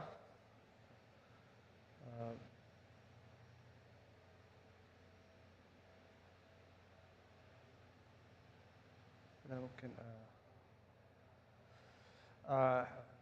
حياكم الله جميعا. في البداية يعني أتقدم بالشكر الجزيل للأخوان في طبعا منتدى مكة للحلال على رعايتهم لهذا المحفل، وأسأل الله العون والتوفيق للجميع. إذا تسمحوا لي أتحدث اليوم عن الهيئة السعودية للمدن الصناعية ومناطق التقنية. طبعا الهيئة السعودية أنشأت في عام 2001 بقرار مجلس الوزراء، والهدف هو الإشراف، تولي الإشراف على المدن الصناعية في المملكة العربية السعودية. طبعا أنشئت في عام 2001، وطبعا كانت طبعا السنوات الأولى هي سنوات الانتشار والتوسع، فبدأنا في عام 2001 يمكن ب9 مدن صناعية. اليوم في عام 2025 نتكلم على 39 مدينة صناعية منتشرة في أنحاء المملكة، والهدف هو الاستفادة من الميزة التنافسية لكل منطقة من مناطق المملكة العربية السعودية. طبعا أنا ما أدري إذا في العرض هنا. طبعا اليوم المدن الصناعية في المملكة فيها العديد من القطاعات، وتستهدف بالمقام الأول القطاعات الداون ستريم أو الصناعات التحويلية. فنتكلم على أحد الصناعات والقطاعات الهامة هو القطاع طبعا الغذائي لليوم، يمكن هو القطاع اللي ممكن نتكلم فيه بشكل أخص. اليوم المدن حقيقة تهتم وتركز اهتمامها على توفير مجتمع صناعي متكامل. نتكلم عن الخدمات، وهذا اللي بدأت فيه مدن بعد مرحلة الانتشار. أصبح هناك في حاجة لمرحلة التمكين وزيادة توفير الخدمات النوعية للمستثمرين ولتلبية الطلب المتزايد على المدن، وأيضا لرفع جاذبية المدن الصناعية وتوفير خدمات نوعية للمستثمرين تتعدى موضوع الأراضي والمصانع إلى توفير الخدمات الإسكانية، الخدمات نتكلم الأمن والسلامة، وخدمات الإسعاف، خدمات أيضا اللي تستهدف شريحة رواد ورائدات الأعمال مثل المصانع الجاهزة والمستودعات أيضا، والعديد حقيقي من المنتجات اللي اليوم القطاع الصناعي أصبح هناك حاجة ملحة لتوفير منتجات نوعية لمواكبة الطلب المرتفع على الخدمات الصناعية المختلفة، وكذلك لرفع الجاذبية، جاذبية القطاع الصناعي كونه أحد القطاعات المستهدفة لتنويع مصادر الدخل الغير نفطي. طبعا يمكن نتكلم مدن في أرقام، نتكلم على استثمارات تتجاوز 400 مليار ريال في المدن الصناعية، نتكلم على أكثر من 8600 منشأة صناعية ولوجستية طبعا داخل المدن الصناعية. نتكلم على 12 مستشفى أيضا ومركز صحي. فاليوم نتكلم على بناء كوميونيتي أو مجتمع متكامل فيه كل الخدمات اللي يحتاجها الصناعي، وأيضا خلينا نقول الخدمات المساندة لهذا القطاع الحيوي. نتكلم على أكثر من 219 مليون متر مربع من المساحات المطورة أيضا والقابلة للتخصيص، أكثر من 560 مجمع ومبنى سكني أيضا داخل المدن الصناعية لتوفير خدمة السكن، سواء السكن الخاص أو حتى المجمعات السكنية. اليوم نتكلم بشكل خاص على الصناعات الغذائية، يمكن هي محور حديثنا اليوم. اليوم في مدن وبشكل أخص في منطقة مكة المكرمة تقريبا 30% من المصانع هي صناعات أو مصانع غذائية. تقريبا نتكلم على 1300 مصنع داخل المدن هي مصانع غذائية في المقام الأول بحجم استثمار يفوق ال50 مليار ريال. طبعا الهدف اليوم هو الاهتمام بشكل خاص بالقطاع هذا، كونه أحد القطاعات اللي المستهدفة، أحد القطاعات اللي خلينا نقول ركزت عليها الاستراتيجية الوطنية للصناعة. هي قطاع من 12 قطاع استراتيجي تعمل عليها اليوم وزارة الصناعة، طبعا بمعية أفراد أو جهات المنظومة الصناعية. طبعا التجمع الغذائي أطلق في الربع الرابع من عام 2024، والهدف هو توطين سلاسل الإمداد الخاصة بكافة الأنشطة والصناعات الغذائية.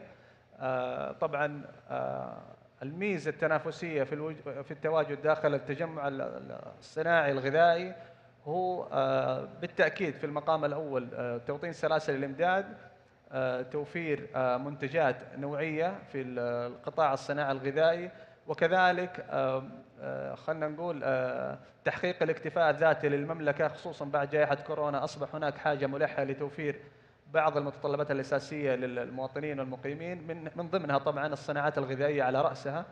فأصبح هناك حاجة ملحة للاهتمام بهذا القطاع وإعطائه أولوية قصوى، طبعا في سواء الاستثمار أو في جعله أحد القطاعات الجاذبة للاستثمار في المملكة. طبعا أطلق التجمع الغذائي برعاية كريمة من سمو الأمير خالد الفيصل، ويعتبر هو طبعا التجمع الغذائي الأكبر على مستوى العالم. نتكلم على يمكن بعض الأرقام هنا في التجمع. طبعا هو على مساحة تقريبا 11 مليون متر مربع في المدينة الصناعية الثانية والثالثة بجدة. نتكلم على 264 مصنع حاليا موجودة داخل التجمع، ونستهدف بمشيئة الله تعالى أنه نصل إلى 800 مصنع في نهاية عام 2035.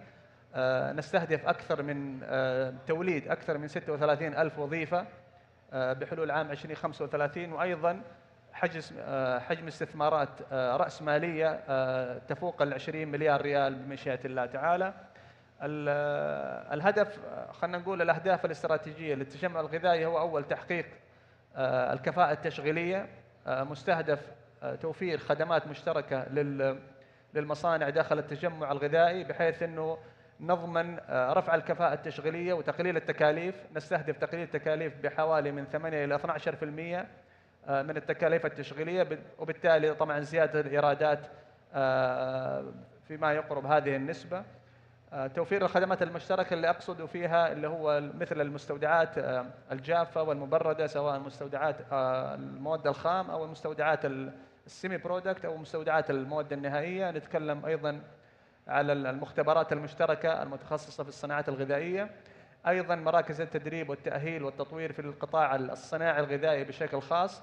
هذا كله من شأنه أنه يجعل التجمع الغذائي تجمع جاذب للصناعات العالمية، والحمد لله استطعنا يعني استقطاب مجموعة كبيرة من المصانع العالمية، منها مثلا شركة نستلا وشركة سيارة وشركة BRF وكثير حقيقة من الشركات العالمية المتخصصة في مجال الغذاء.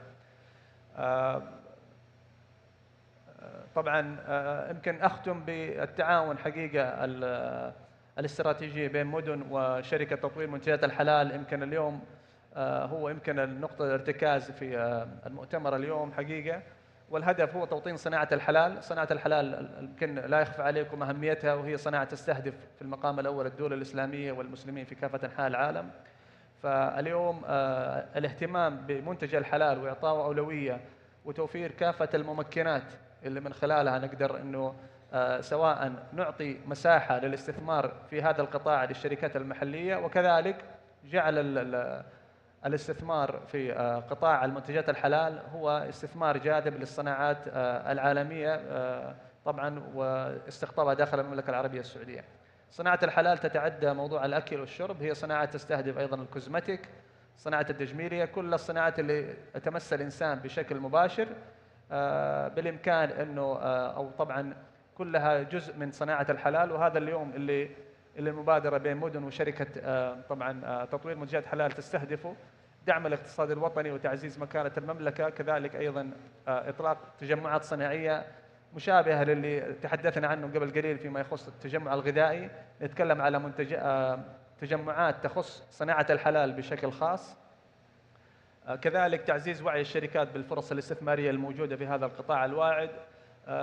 تقديم الخدمات الاستشارية سواء لرفع الوعي أو للتوجيه للمستثمرين ورواد الأعمال للاستثمار في هذا القطاع الهام. وأخيرا طبعا التعاون في مجال المختبرات المختصة بالأبحاث وتطوير طبعا القطاع الأغذية وأدوية ومستحضرات تجميل الحلال. يعطيكم العافية على حسن استماعكم وشكرا جزيلا لكم.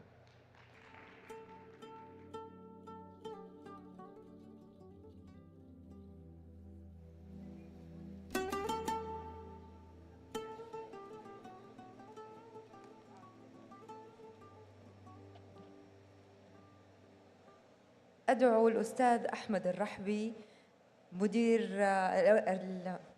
الاتصال المؤسسي والرئيس التنفيذي للاتصال والعلاقات العامة بمنافع لتكريم متحدثنا المهندس محمد شريان، مدير عام المنطقة الغربية الهيئة السعودية للمدن الصناعية ومناطق التقنية مدن. شكرا مهندس محمد.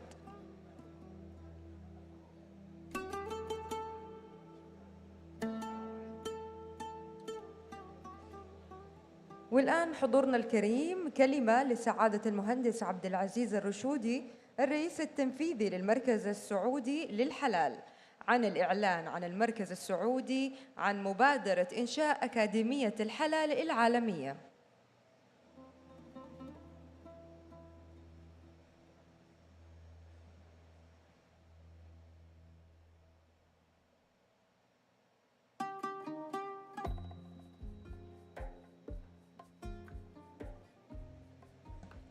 السلام عليكم ورحمة الله وبركاته. مسي بكم بالخير جميعا، وسعدني حقيقة أني أقف أمامكم مرة أخرى اليوم، وإن شاء الله ما يكون يعني وقوفي أمامكم ثقيل.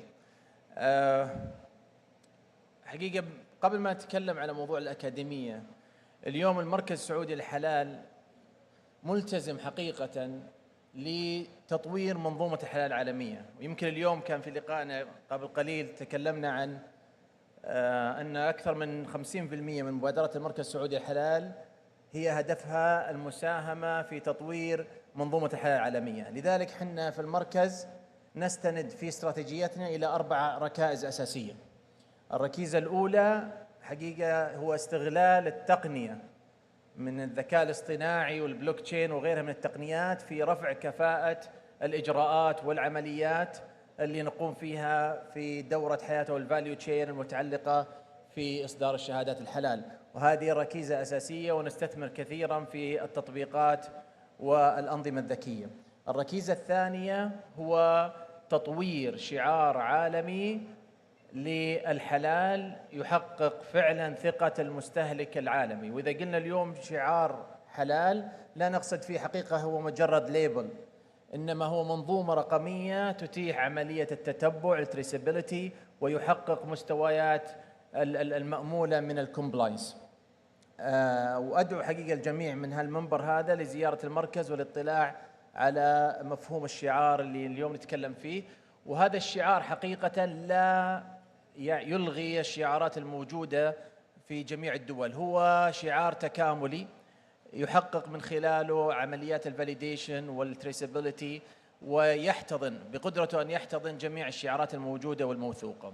الركيزة الثالثة هي حقيقة يمكن تكلموا عليها اليوم الزملاء، اللي هو توحيد المواصفات أو harmonization للستاندرز لتسهيل عملية التجارة عبر الحدود ودعم المصنعين حول العالم. الركيزة الرابعة وهو حقيقة محور حديثنا اليوم هو تطوير القدرات البشرية. حقيقة لا يوجد اقتصاد نامي ومزدهر إذا ما في تطوير وفي قدرات بشرية تساهم مساهمة فعالة في تطوير هذا الاقتصاد.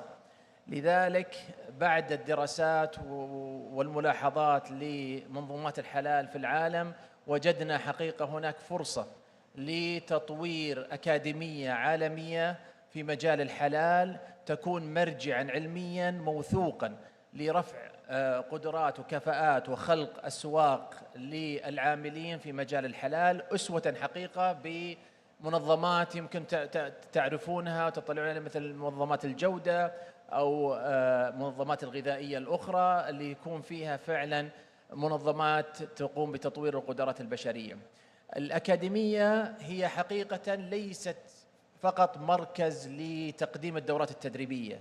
الأكاديمية ستكون بنية تحتية تتيح لمراكز التدريب حول العالم لتقديم برامج معتمدة من قبل جامعات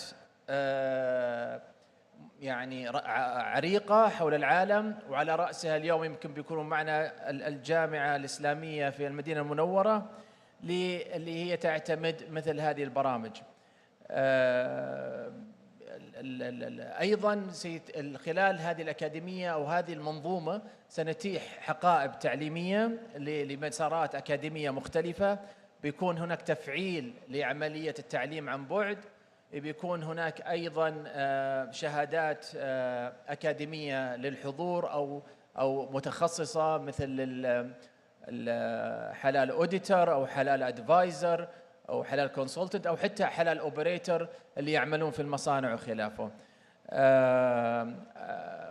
اليوم أيضا هنطلق إن شاء الله المبادرة وبشركاء، يمكن ذكرت الجامعة الإسلامية، معنا شركاء من القطاع الخاص على رأسهم دفكو وشركة عهد وغيرها من الشركات. بإذن الله أسأل الله عز وجل حقيقة النجاح والتوفيق لهذه الأكاديمية، وأدعو الجميع حقيقة للتعاون والاطلاع على التفاصيل من خلال الزملاء في المركز السعودي للحلال والبوث اللي موجود في المعرض المصاحب. شاكر ومقدر لكم جميعا.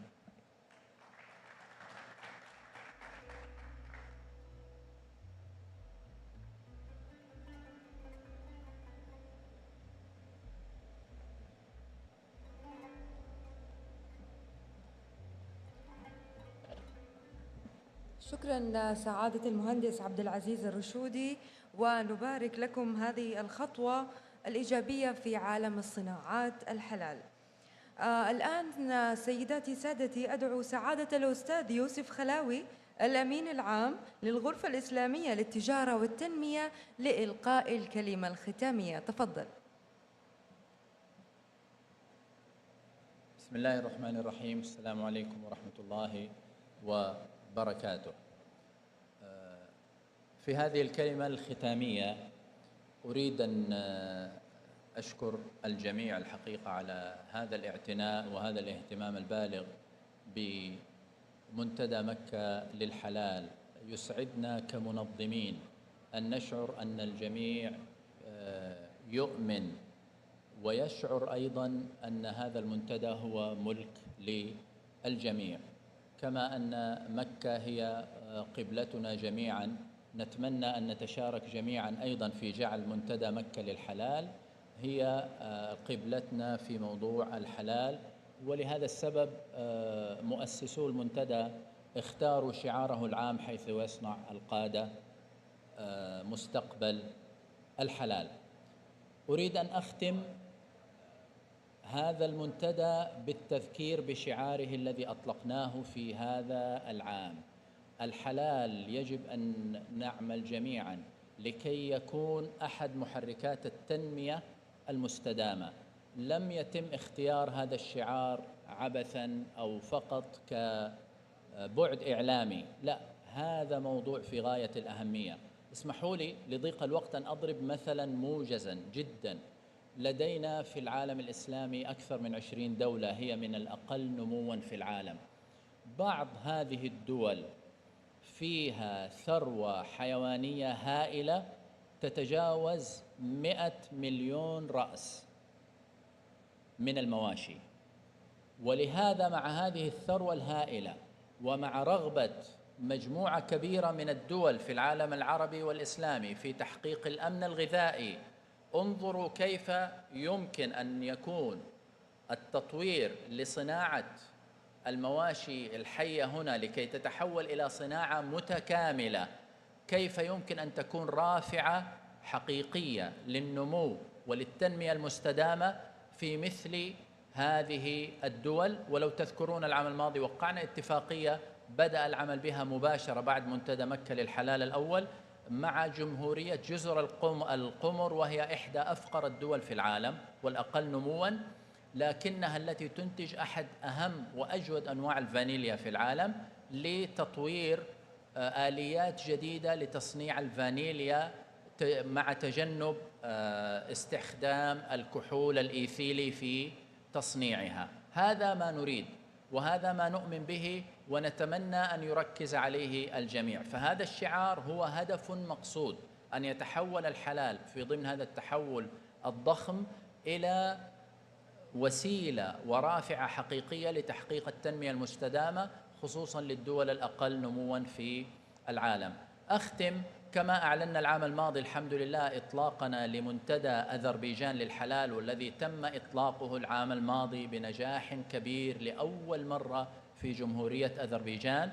أختم بالإعلان بأننا بإذن الله سنطلق هذا العام منتدى لندن للحلال، والذي سيعقد بإذن الله في شهر نوفمبر من هذا العام، وتحديداً في الأسبوع الثاني إن شاء الله من شهر نوفمبر، وهو سيكون منصة أخرى للانفتاح على العالم والعالم بأكمله، لكن ستظل مكة كما هي قبلتنا جميعاً في الصلاة، ستظل بإذن الله قبلتنا جميعاً لصنع مستقبل الحلال الزاهر الذي يسهم في تحقيق التنمية المستدامة حيثما ذهبنا. أشكر الجميع على تفاعلهم الرائع وتعاونهم الكبير، ونلتقي بإذن الله وأنتم على خير حال وأفضل وضع في العام القادم بإذن الله في النسخة الثالثة من منتدى مكة للحلال.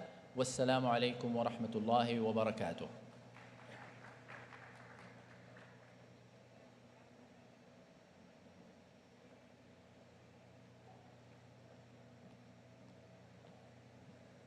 حضورنا الكريم، نشكر لكم حسن استماعكم، وأيضا الشكر موصول لسعادة الأستاذ يوسف الخلاوي. كانت الجلسات الحوارية لمنتدى مكة للحلال في نسخته الثانية فرصة رائعة لاستكشاف المزيد من الفرص والأفكار لتطوير قطاع الاقتصاد الحلال. شكرا لجميع متحدثينا، وشكرا لكم ضيوفنا الكرام. كنت معاكم رزان وهبي، يعطيكم ألف عافية.